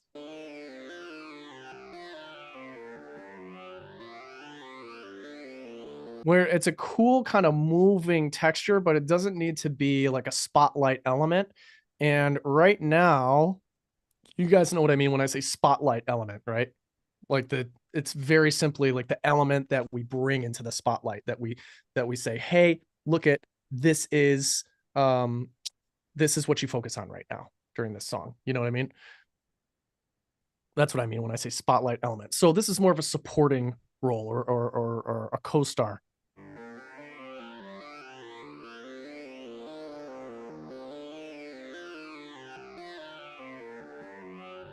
So there is stereo information baked into this track.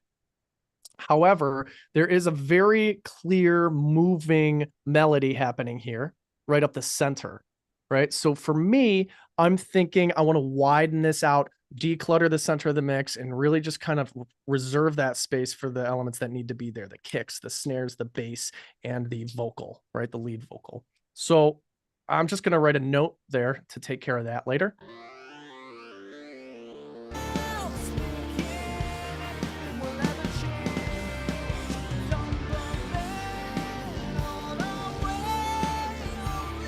Man, I'm so excited to get these vocals in, get these vocals like processed and bopping the way they need to bop. For now, let's bring in the doubles.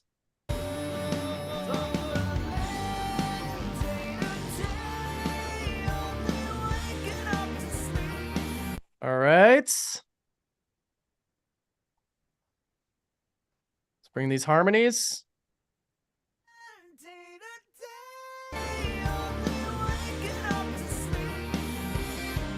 And let's bring in these lows. Really cool. Give me those stacks, Matt. Give me those stacks.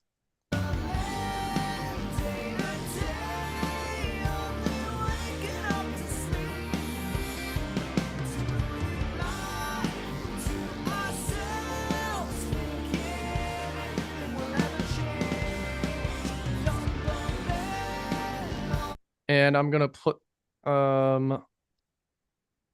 these all together in a group called BV, backing vocals.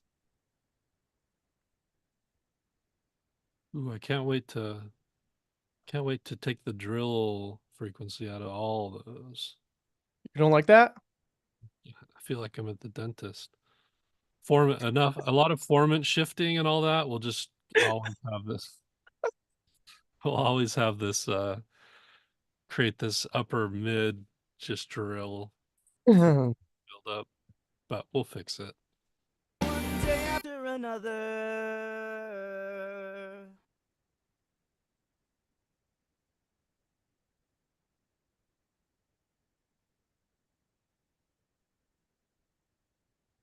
Just kind of locate these vocals here. It looks like I'm missing another one. There's a high harm left. Is there supposed to be a high harm right on this chorus? Let's see.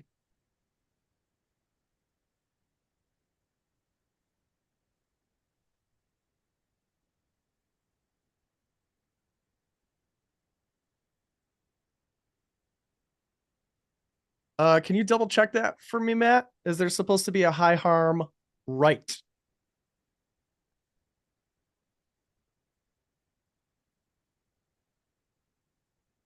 And if there is, can you drop that in the Google Drive folder for me?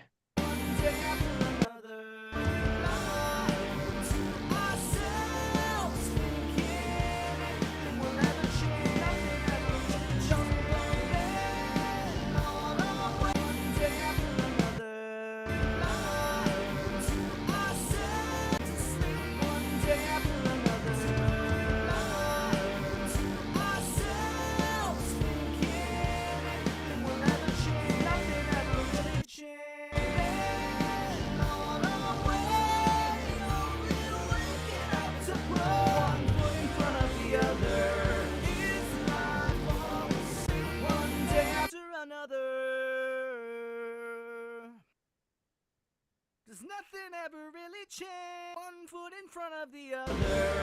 Is life all the same? One day after another. Ourselves again. We'll never change. Nothing ever really change. On our way, only waking up to grow. One foot in front of the other. Is life. Cool. I'm going to call that BV call and then BV response. Again, BV stands for backing vocal.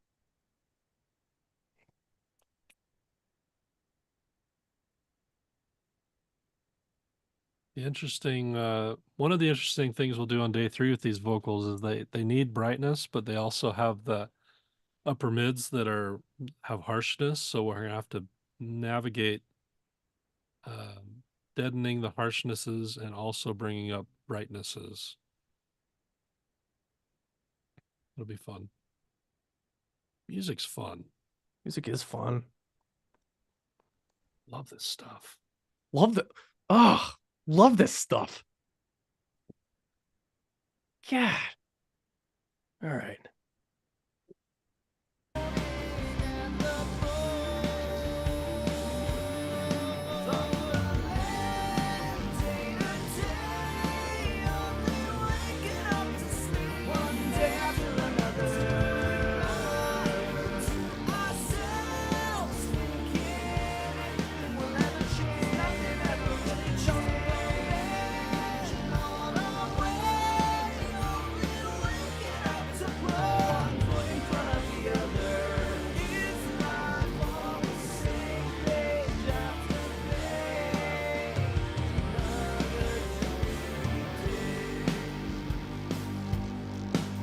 Cool.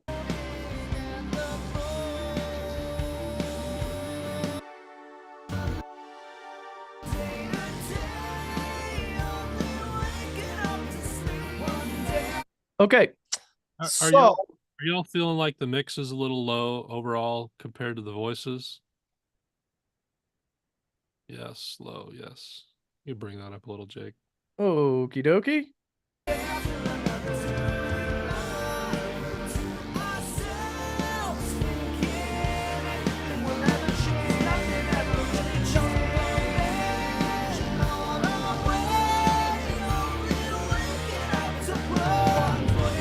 Better? Better.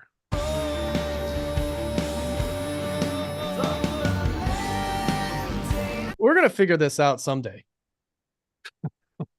We've been doing it long enough. You'd think we'd figure it out, Jake. I'm good at other things, I promise.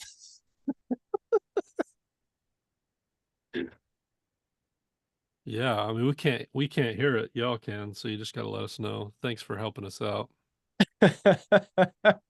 You guys are awesome. Good sports. All right. Check this out. Almost 2 hours in, we came to this conclusion. Here we are. And here we are. Exactly. Start over. Just as a little side note, Caleb, Yeah. is Julia's tattoo like breaking up around her elbow joint? She doesn't have it on an elbow joint. Gotcha. It's not up that high. Gotcha. So mine's breaking up like all over my elbow joint I assume that that's because I got a ton of ink, but it's a normal thing. it's normal. Yeah. He said it's normal. All right. At first I thought it was infected because it's all like splitting apart. And that area, like, oh, how's that gonna hold color? Right. But he's just like, nah, just slap some Neosporin on it, you'll be fine. I'm like, all right, cool. So I was just curious if Julia was getting Rub some dirt in it, Jake. same thing. I know. Rub some dirt in it. So my kids do whenever they fall down. Mm-hmm. Just rub some more dirt in it. This section right here in the chorus, I think this instrument right here, this pad,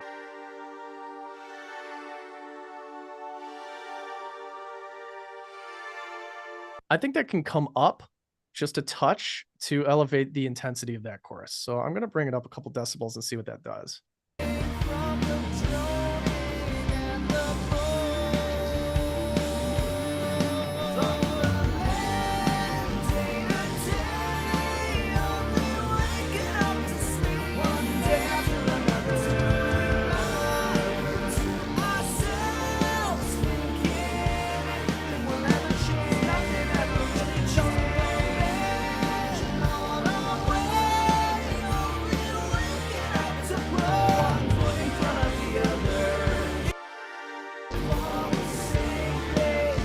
Did you guys keep that? Did you guys keep that? Did you guys peep that? You with me? What did I do there? I just raised this.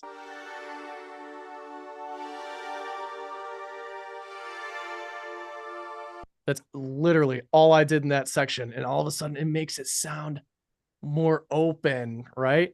It's got kind of like this more ethereal, kind of ghostly nature to it. It's elevating the energy up. And I didn't just jam up the volume across the entire mix or anything to make that intensity happen or make that openness and that excitement and that intrigue kind of happen there. All I did was pick one element, strategically picked one element to bring up in the mix. And just that seemed to give you that feeling, right? So it's not always volume. Just circling back to that point, it's not always volume of the entire mix. You know, in this case, it did turn out to be volume, but of one strategic element. You don't have to pump everything up, you know? Anyway, hopefully that makes sense.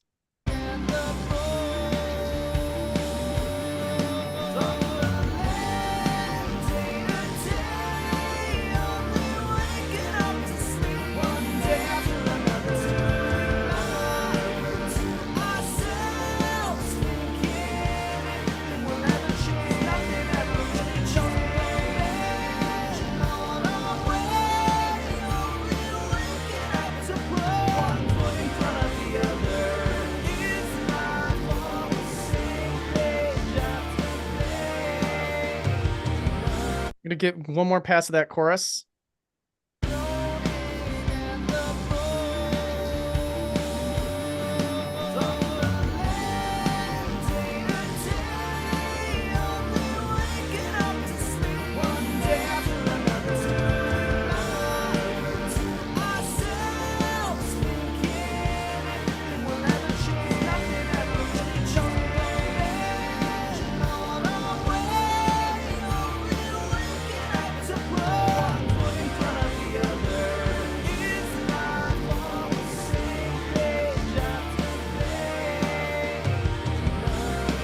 So I just turned down the backing vocals a little bit more and allowed that lead vocal to kind of be the main element in the center of the mix.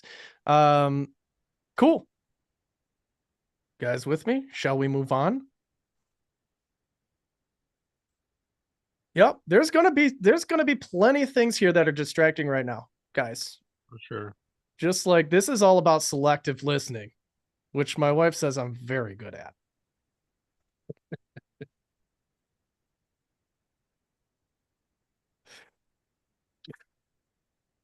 Just keep that in mind. You know what I mean? Like I'm probably hearing all the same things that you're hearing, right? I'm hearing some of these like clashing frequencies. I'm hearing a lot of low mid kind of stuff, but able to see past it, right? We're focusing on the main thing. And the main thing right now is volume balance. We're going to get to a point when we can focus on frequencies and dynamics and all of that other stuff, spatial processing, right? Right now, just using the volume tools. Stay focused. It's really easy to get off track on this. How many of you Just make notes to yourself of what to fix tomorrow. that's the thing, right? So like how many of you would have gone down like an EQ rabbit hole already? You know, squirrel syndrome, exactly. Like, and be honest, you know, maybe even I would have. But yeah, totally. Totally. It's really hard. It's so tempting to just be like, like do a whole bunch of stuff. Take notes, you know, jot things down, right?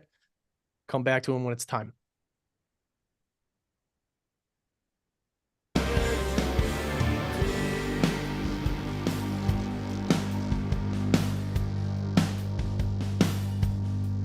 Streaks of coffee stains the red.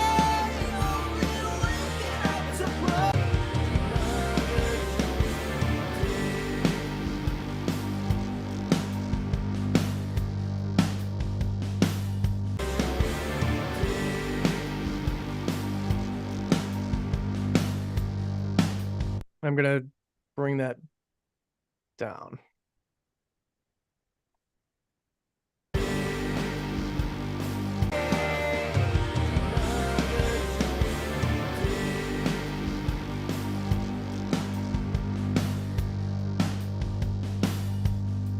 Streaks of coffee stains. Let's go in there and hit that up because there's a lot of elements that kind of show up here that we've never heard before, right in this little break. Let's touch those. Cool. That's cool.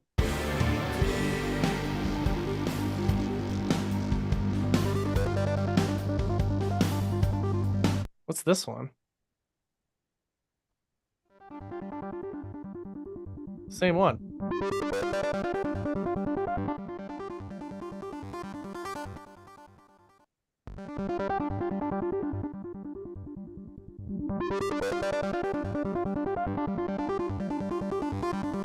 Yeah, seems like those two are just slightly different.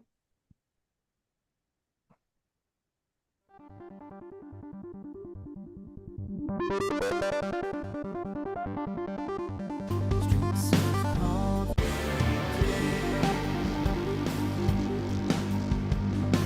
What's this?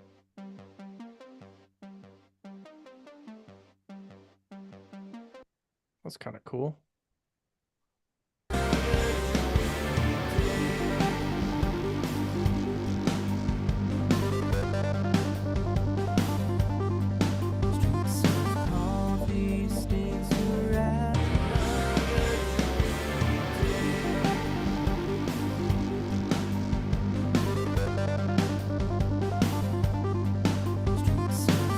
You know, now that snare doesn't sound like it's poking through so much because we have all this other like all this other instrumentation kind of adding to the density of the arrangement.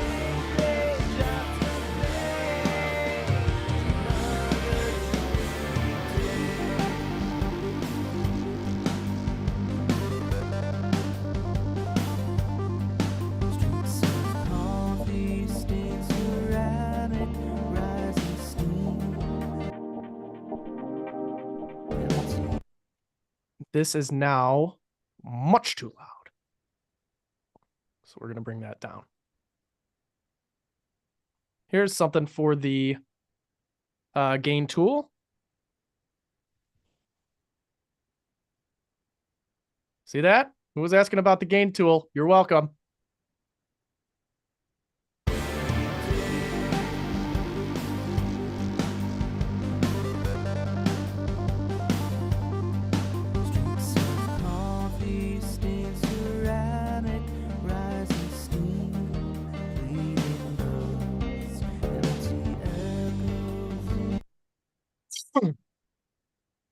I like that. However, just need it quieter.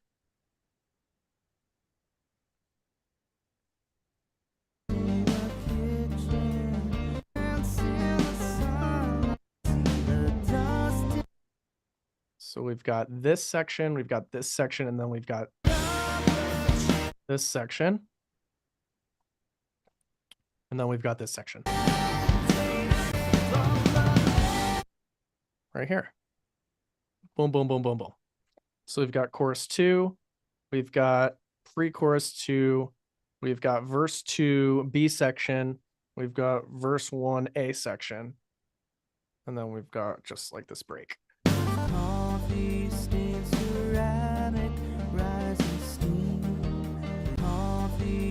Cool. Let's do this to this.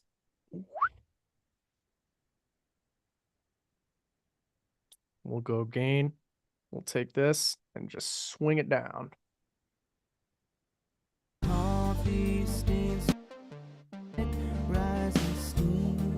I think it makes sense to have it a little bit more forward here, but then the vocal comes in. That needs to be the focus. That needs to be the spotlight element. So let's drive through, roll through this section, see where we're sitting.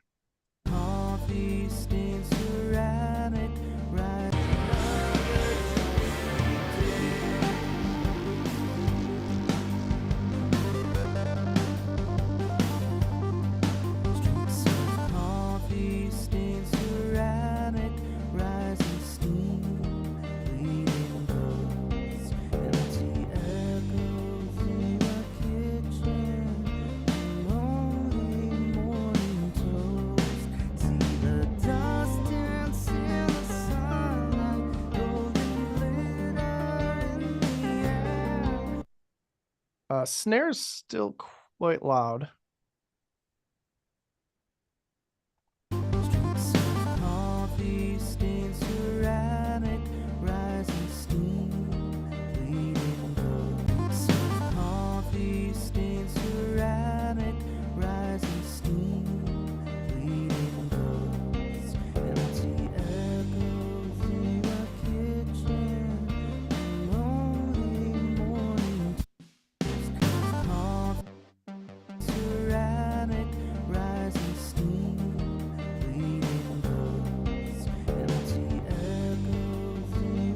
You know, I really want like a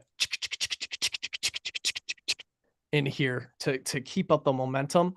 You know, that would have been nice on the hi-hats here. Instead of going back to the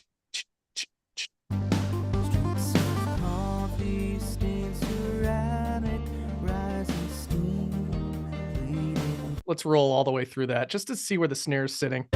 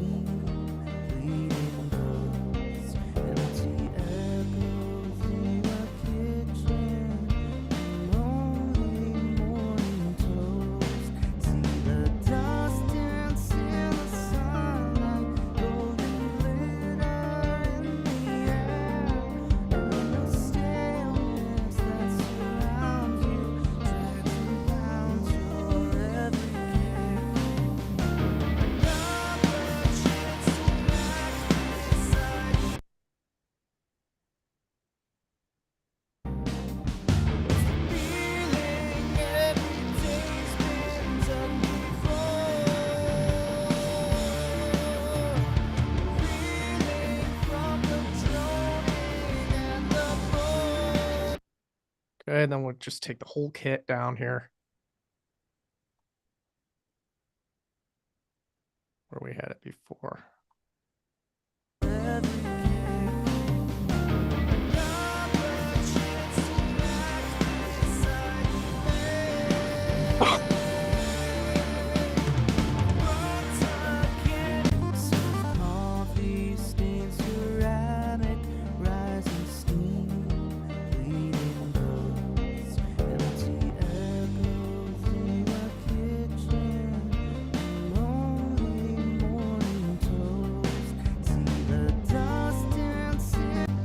We got another down lifter there.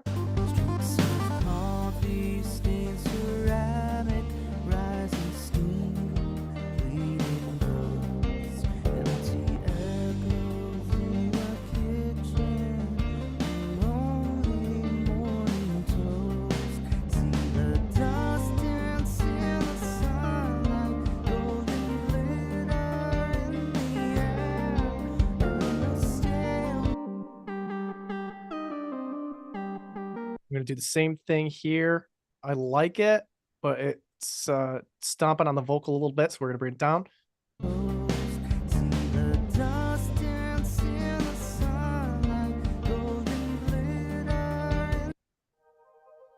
Ooh. Ooh. I like that.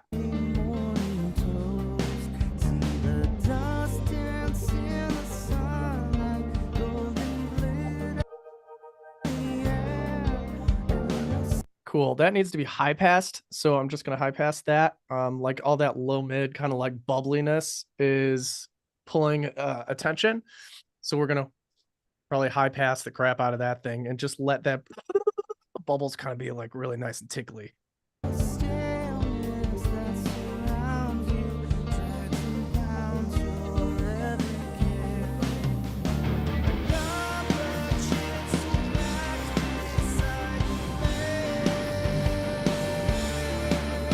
We'll fix all of these vocals once we get into vocal processing. We're going to just fix all the dynamics basically and make sure they're sitting nice and consistently. So for now, they're going to sound a little bit buried. They're going to sound like they're poking out a little bit too much, right?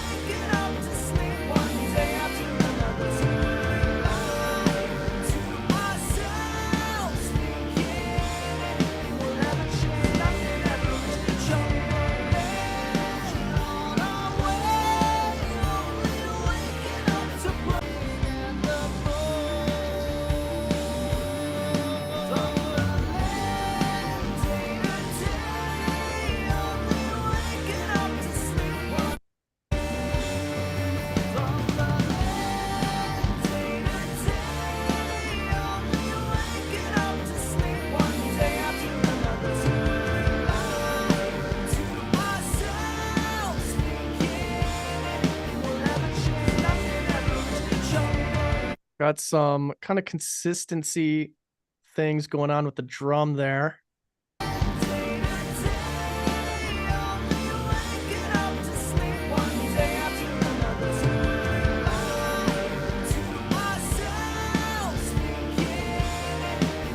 Six.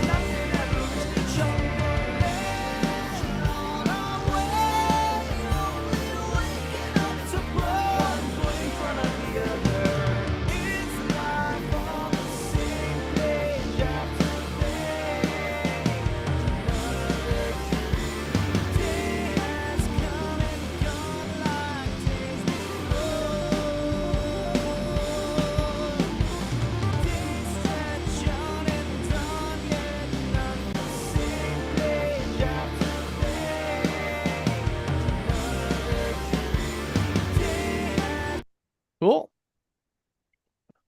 Bam. Bridge. Boom. Boom. Bridge.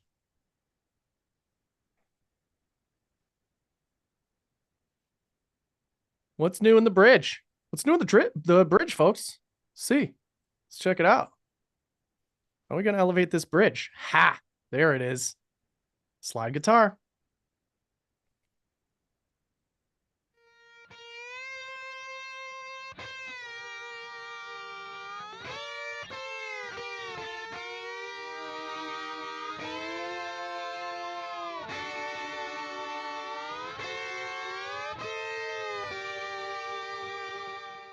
Loverly.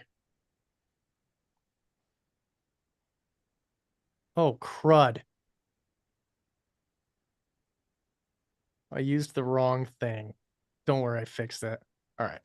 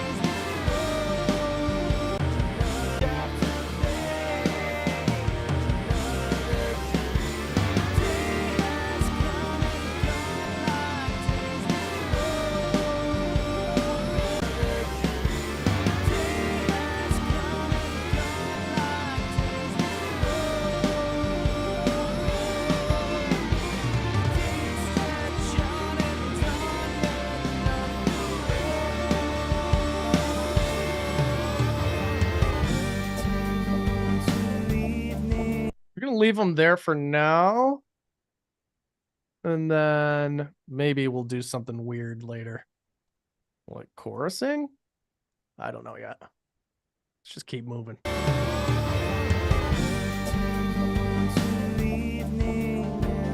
Anything else weird happen in that bridge that we need to know about? No? Yes. Ha! No. Yep. Harmonies. Left. Right. Oh, look at those pre-choruses. I think I missed those in pre-chorus 2. Oops. Let's bring them in.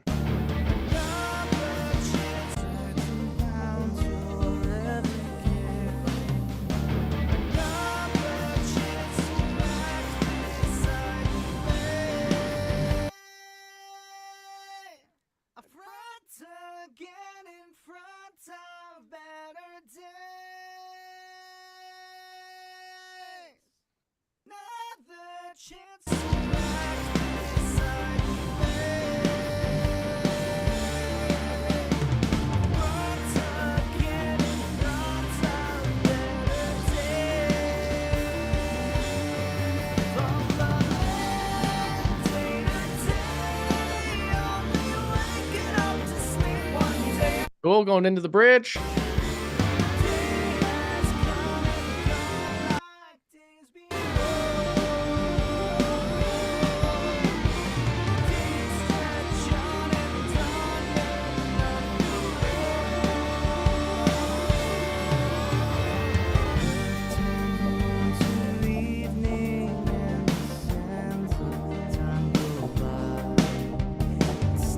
Woo hoo hoo!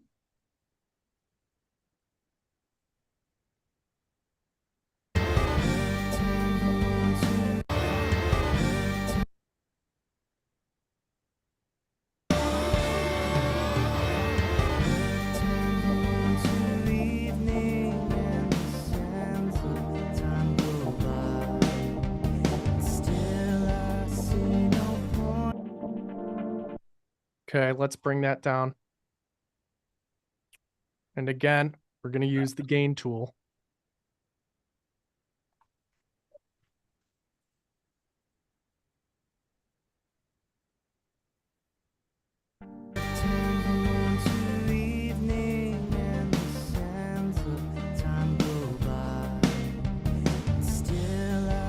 You know, and I'm also thinking, let's find the end of that section.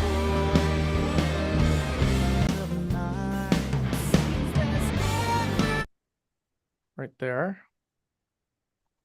It's got to be like low energy.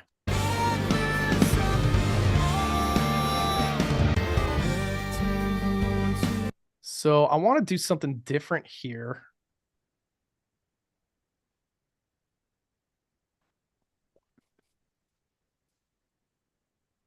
Than we've heard it like in the song, right? So we've got this massive like bridge happening. This is like high energy here in the bridge. And then boom, we drop that energy and then smash in right here. And I'm going to label this smash. It's just a kind of a more interesting energy curve.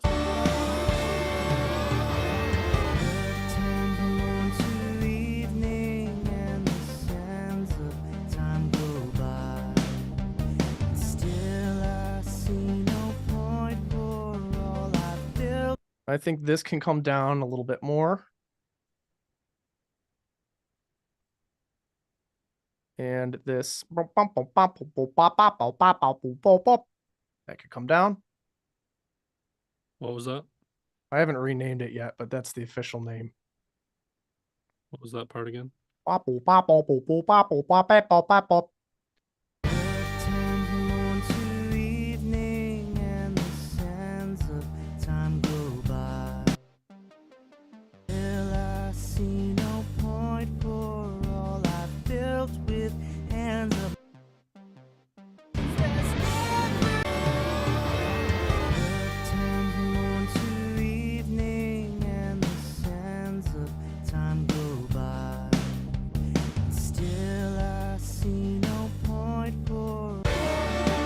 Okay, folks. Almost there. Beanie.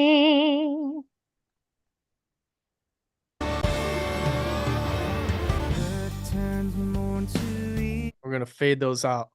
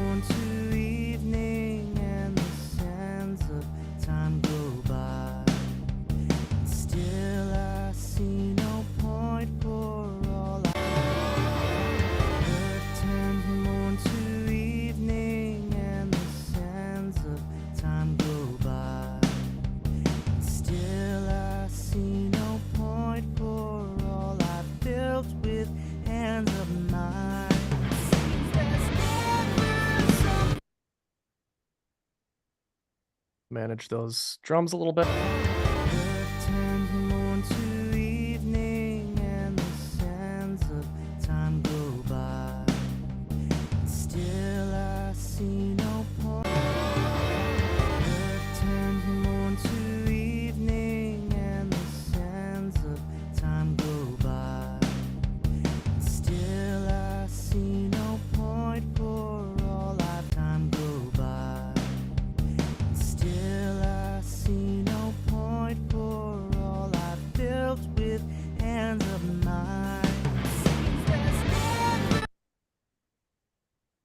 Yeah, I just want to get tight with these.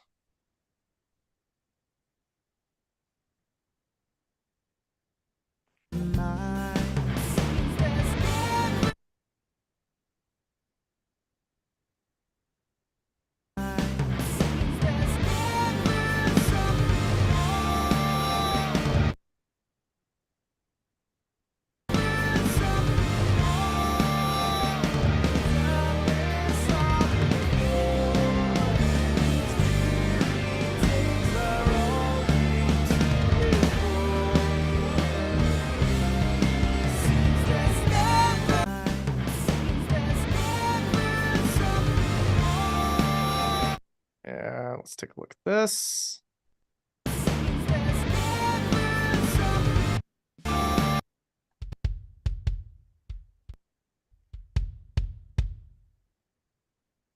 This has to go over here if we want that impact. Right, just the intensity of the hit isn't quite there. And we're gonna try to line that right up.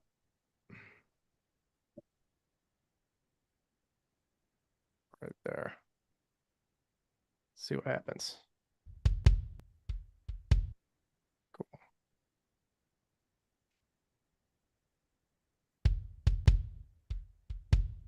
Let's crossfade that.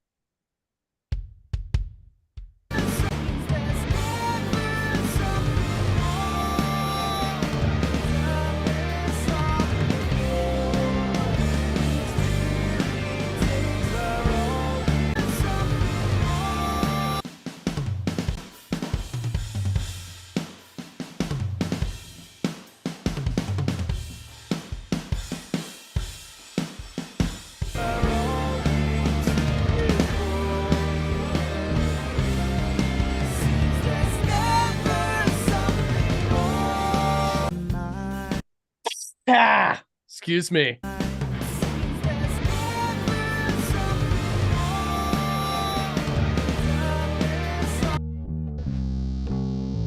Oh, now we've got both bases going here. We'll manage that later. All I've built with hands of mine.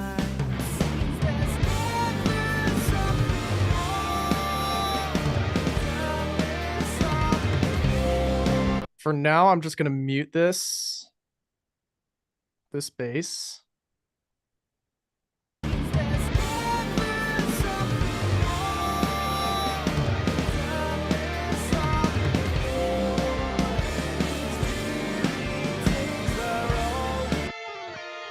And this is no longer a feature here. It's just a co-star. So we're gonna bring that down.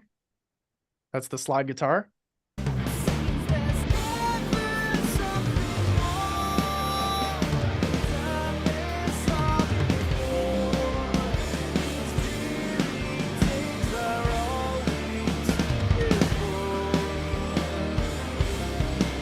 All right, now let's bring these in. Let's see what these are. Am I going too fast for you guys? I'm going pretty fast here. I'm just kind of like cruising. Good. Good. Following. Yep. Cook. Steven says, cook. Cook, boy. All right. You make me swoon, says Chris. You're in the right place. That's a funny thing to say. All right.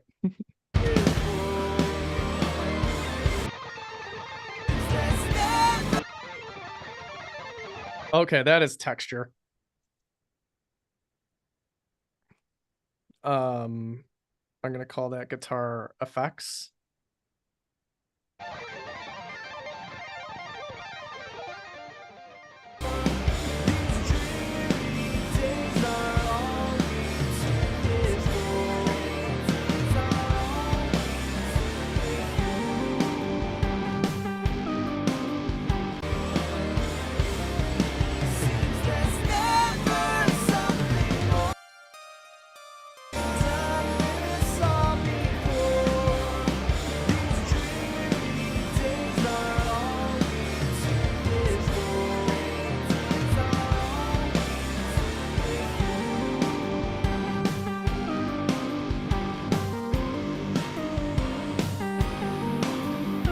Oh man, I want to hear that part in the song more. Right. Dude, that's my favorite part of the song right there. By the way,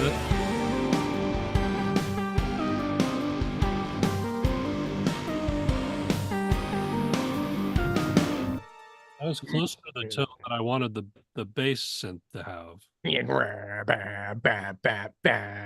Is that the 8th string? No, I think that's just. Oh yeah, maybe it is the 8th string.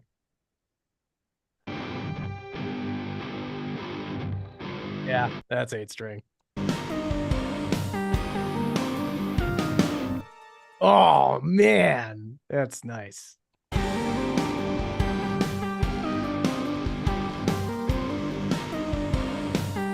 All right, let's move into that. Let's see where that lands.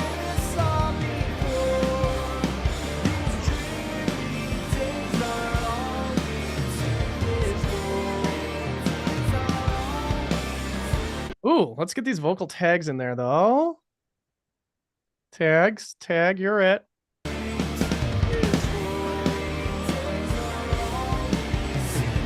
never something more.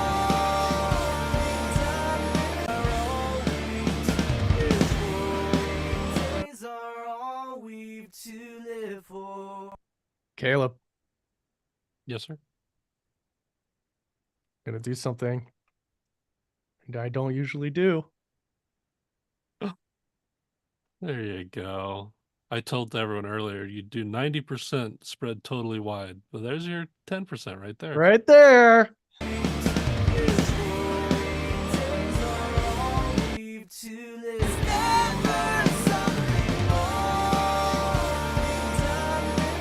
Why did I do that? What's the reason? We have these like banging vocal stacks happening elsewhere anyway, right? So like right after that comes in this vocal tag, we slam in with these backing vocals on the call. Seems there's never something more. I burned out again. But I'm making all kinds of like gestures and motions with my hands right now that are that go along with the panning schemes. Anyway, we're going narrow here, narrower here, to wide vocals here, right? It's the contrast. Your mix moves are just too hot. Ooh, nice. You know it, baby.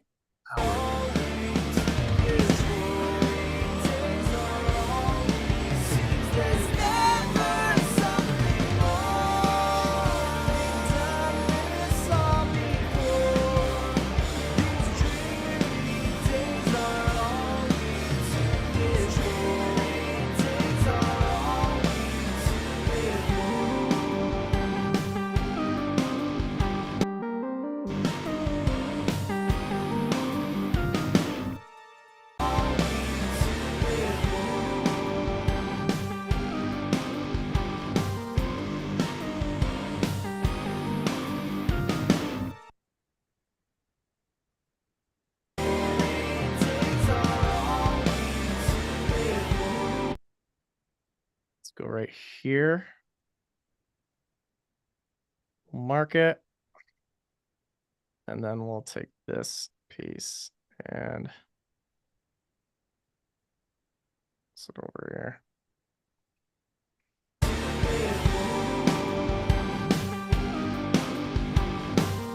Not that much though. Just slightly. I just want to slightly bring the drums a little bit higher.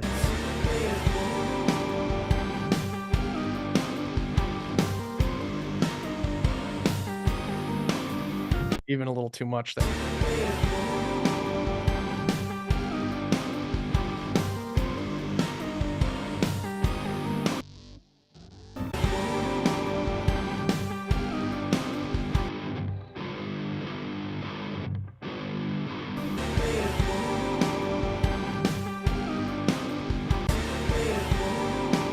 Okay, and here, because I'm a sucker for it,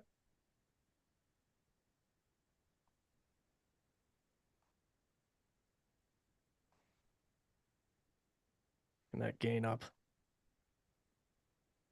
Guitars.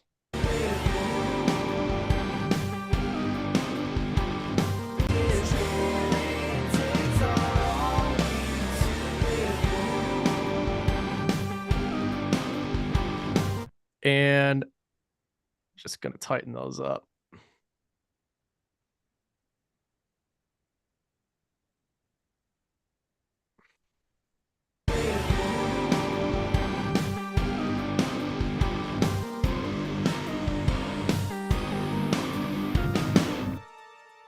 Manual gate, exactly.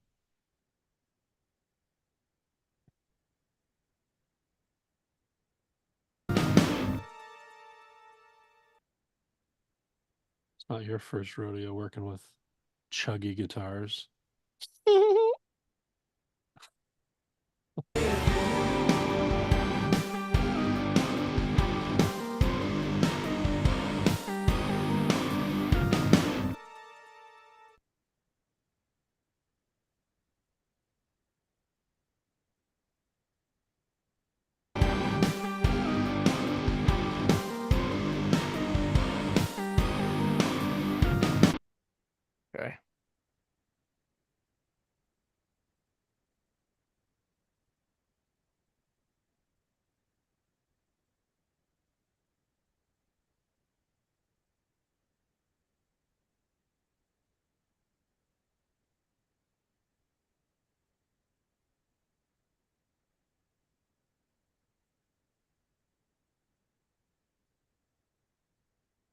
Got to straighten these out a little bit.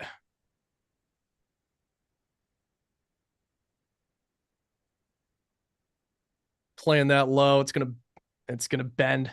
It's bending out.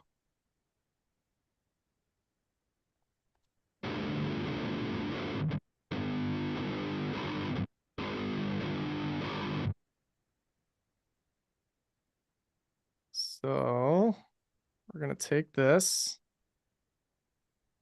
I don't think I've done this on an FTM before.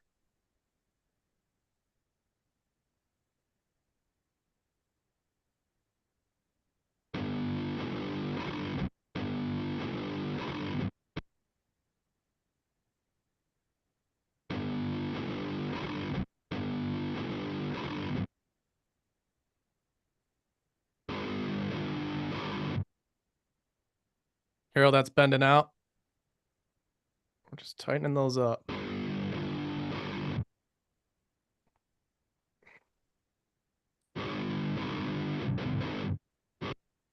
He's just tuning these a little bit.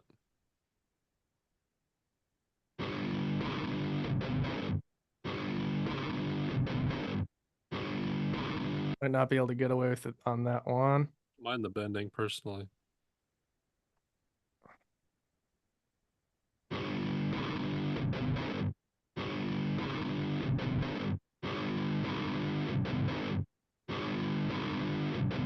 That one is gonna be good. Let's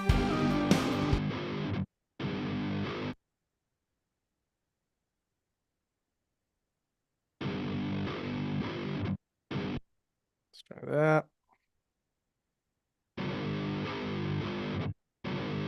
That's pretty close.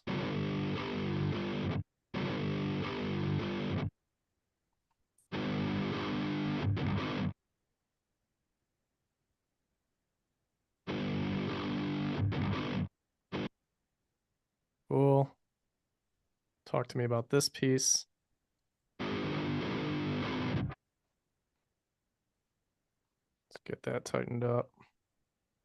You still on 11, Jake, or did you? I'm on 11. Yes, sir. Playing with the devil? What's that? Playing with the devil a little bit. Why? You know, updating right away. Oh, yes, Been working well though, right? for sure. A few little bumps, here and there, you know. I've noticed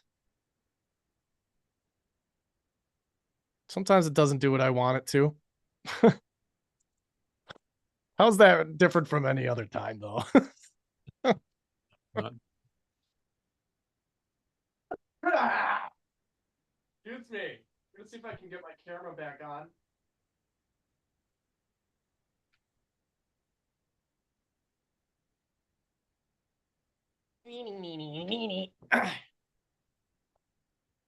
I'm back. Don't worry, everyone. I'm still here.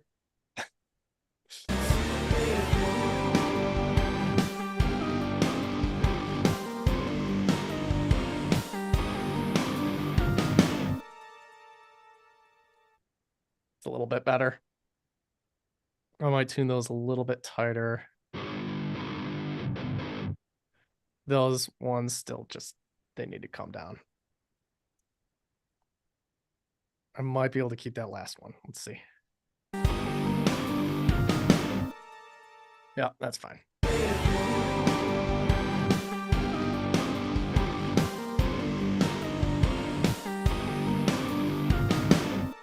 So what is that? 1.7 there. And that's all I did was just raise that up 1.7. That's the only reason I put that gain plugin on there. So I'm going to take that gain off. And then I'm just going to do it on these new faders. Just going to raise it up 1.7. 1.5. Whatever.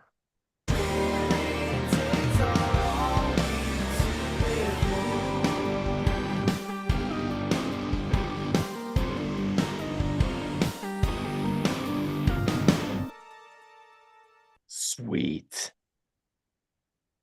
There it is. That's the mix. That's the volume mix anyway. Sounds a lot better than where we started. Super cool.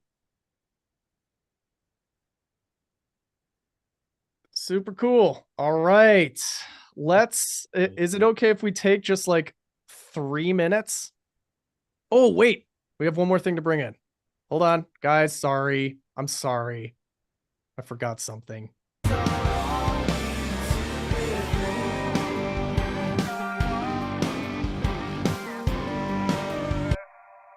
This song reminds me of Thrice.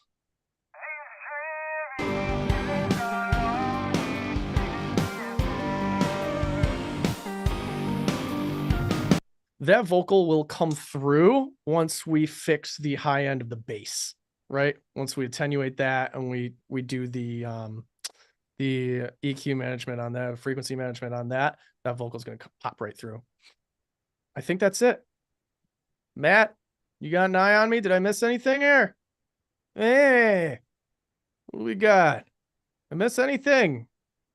Looks okay. Looks okay. Looks like all those faders are. No, it's pretty good. Cool. That seems about good to me. Question for y'all. I have some mastering information that we could break down. Do you want to do that now or the start of tomorrow? All right,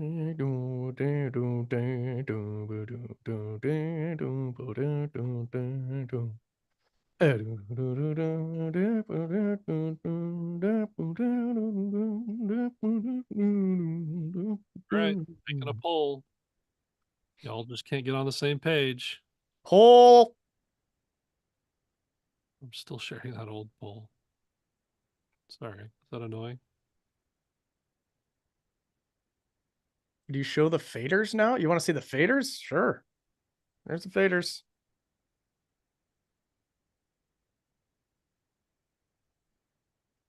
Those of you who want to see the faders, there's the faders. Faders are there. Saw the faders.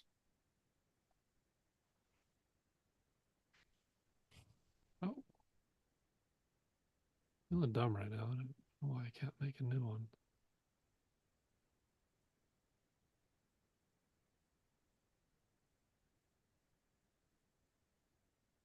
These look like they're all the way down, but they're not. They're like minus 40.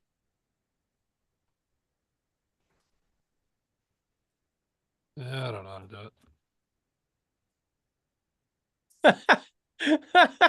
it. I don't know. I don't know. It's not letting me make a new one for some reason. Can I relaunch a poll? Relaunching a poll will clear the existing poll results. Okay, relaunch. Nope. End poll. Back. Start. Nope. I don't know how to do it either. It's glitching, I think. I don't know. Let's do it tomorrow. We'll do it. We'll do it at the start of tomorrow. It plays into what we'll learn tomorrow anyway, and then we can dive into the mix. Cool, cool. Show you all that stuff tomorrow.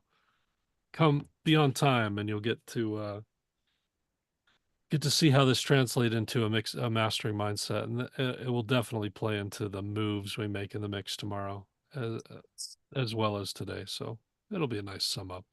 Yeah. Definitely. Cool. What about homework? We got homework? Yeah, let's do some of that. Sweet. We'll also check this at the first tomorrow with fresh ears, and also bring in some references and kind of go through all that kind of stuff. And that'll lead us again, really nicely lead us into tomorrow's lesson. Jake, great job today. Caleb, likewise. Fantastic, my friend. So if they're not already, the multi-tracks will be available at courses.mastering.com. You just log into your account there. You have an account if you're here. Organize the session and gain stage, and then volume and panning only. No plugins for frequencies, dynamics, or space allowed. How far can you push it? just with volume, painting in the 3 dimensions of space, depth, width, height. Have fun with it. See if that Yeah. works for you. See if you can avoid rabbit holing with the other plugins. See if you can avoid temptation. And if it, in the end of this 3 days, if it doesn't allow you to get to a higher place than where you were before. Sound good? Any last questions? Are you guys inspired? You guys want to go make some music, do some stuff? Same time tomorrow. Very inspired. Nice. Cool. Yep, we'll compare this to a reference tomorrow and we'll see where we're at. See what we need to fix. We'll show you some mastering tools that'll help you in your mix, some mastering mindsets. In the meantime, have a great Monday. Go do something fun. See you in the next one. See y'all on the next one. Have a good one, y'all. Peace.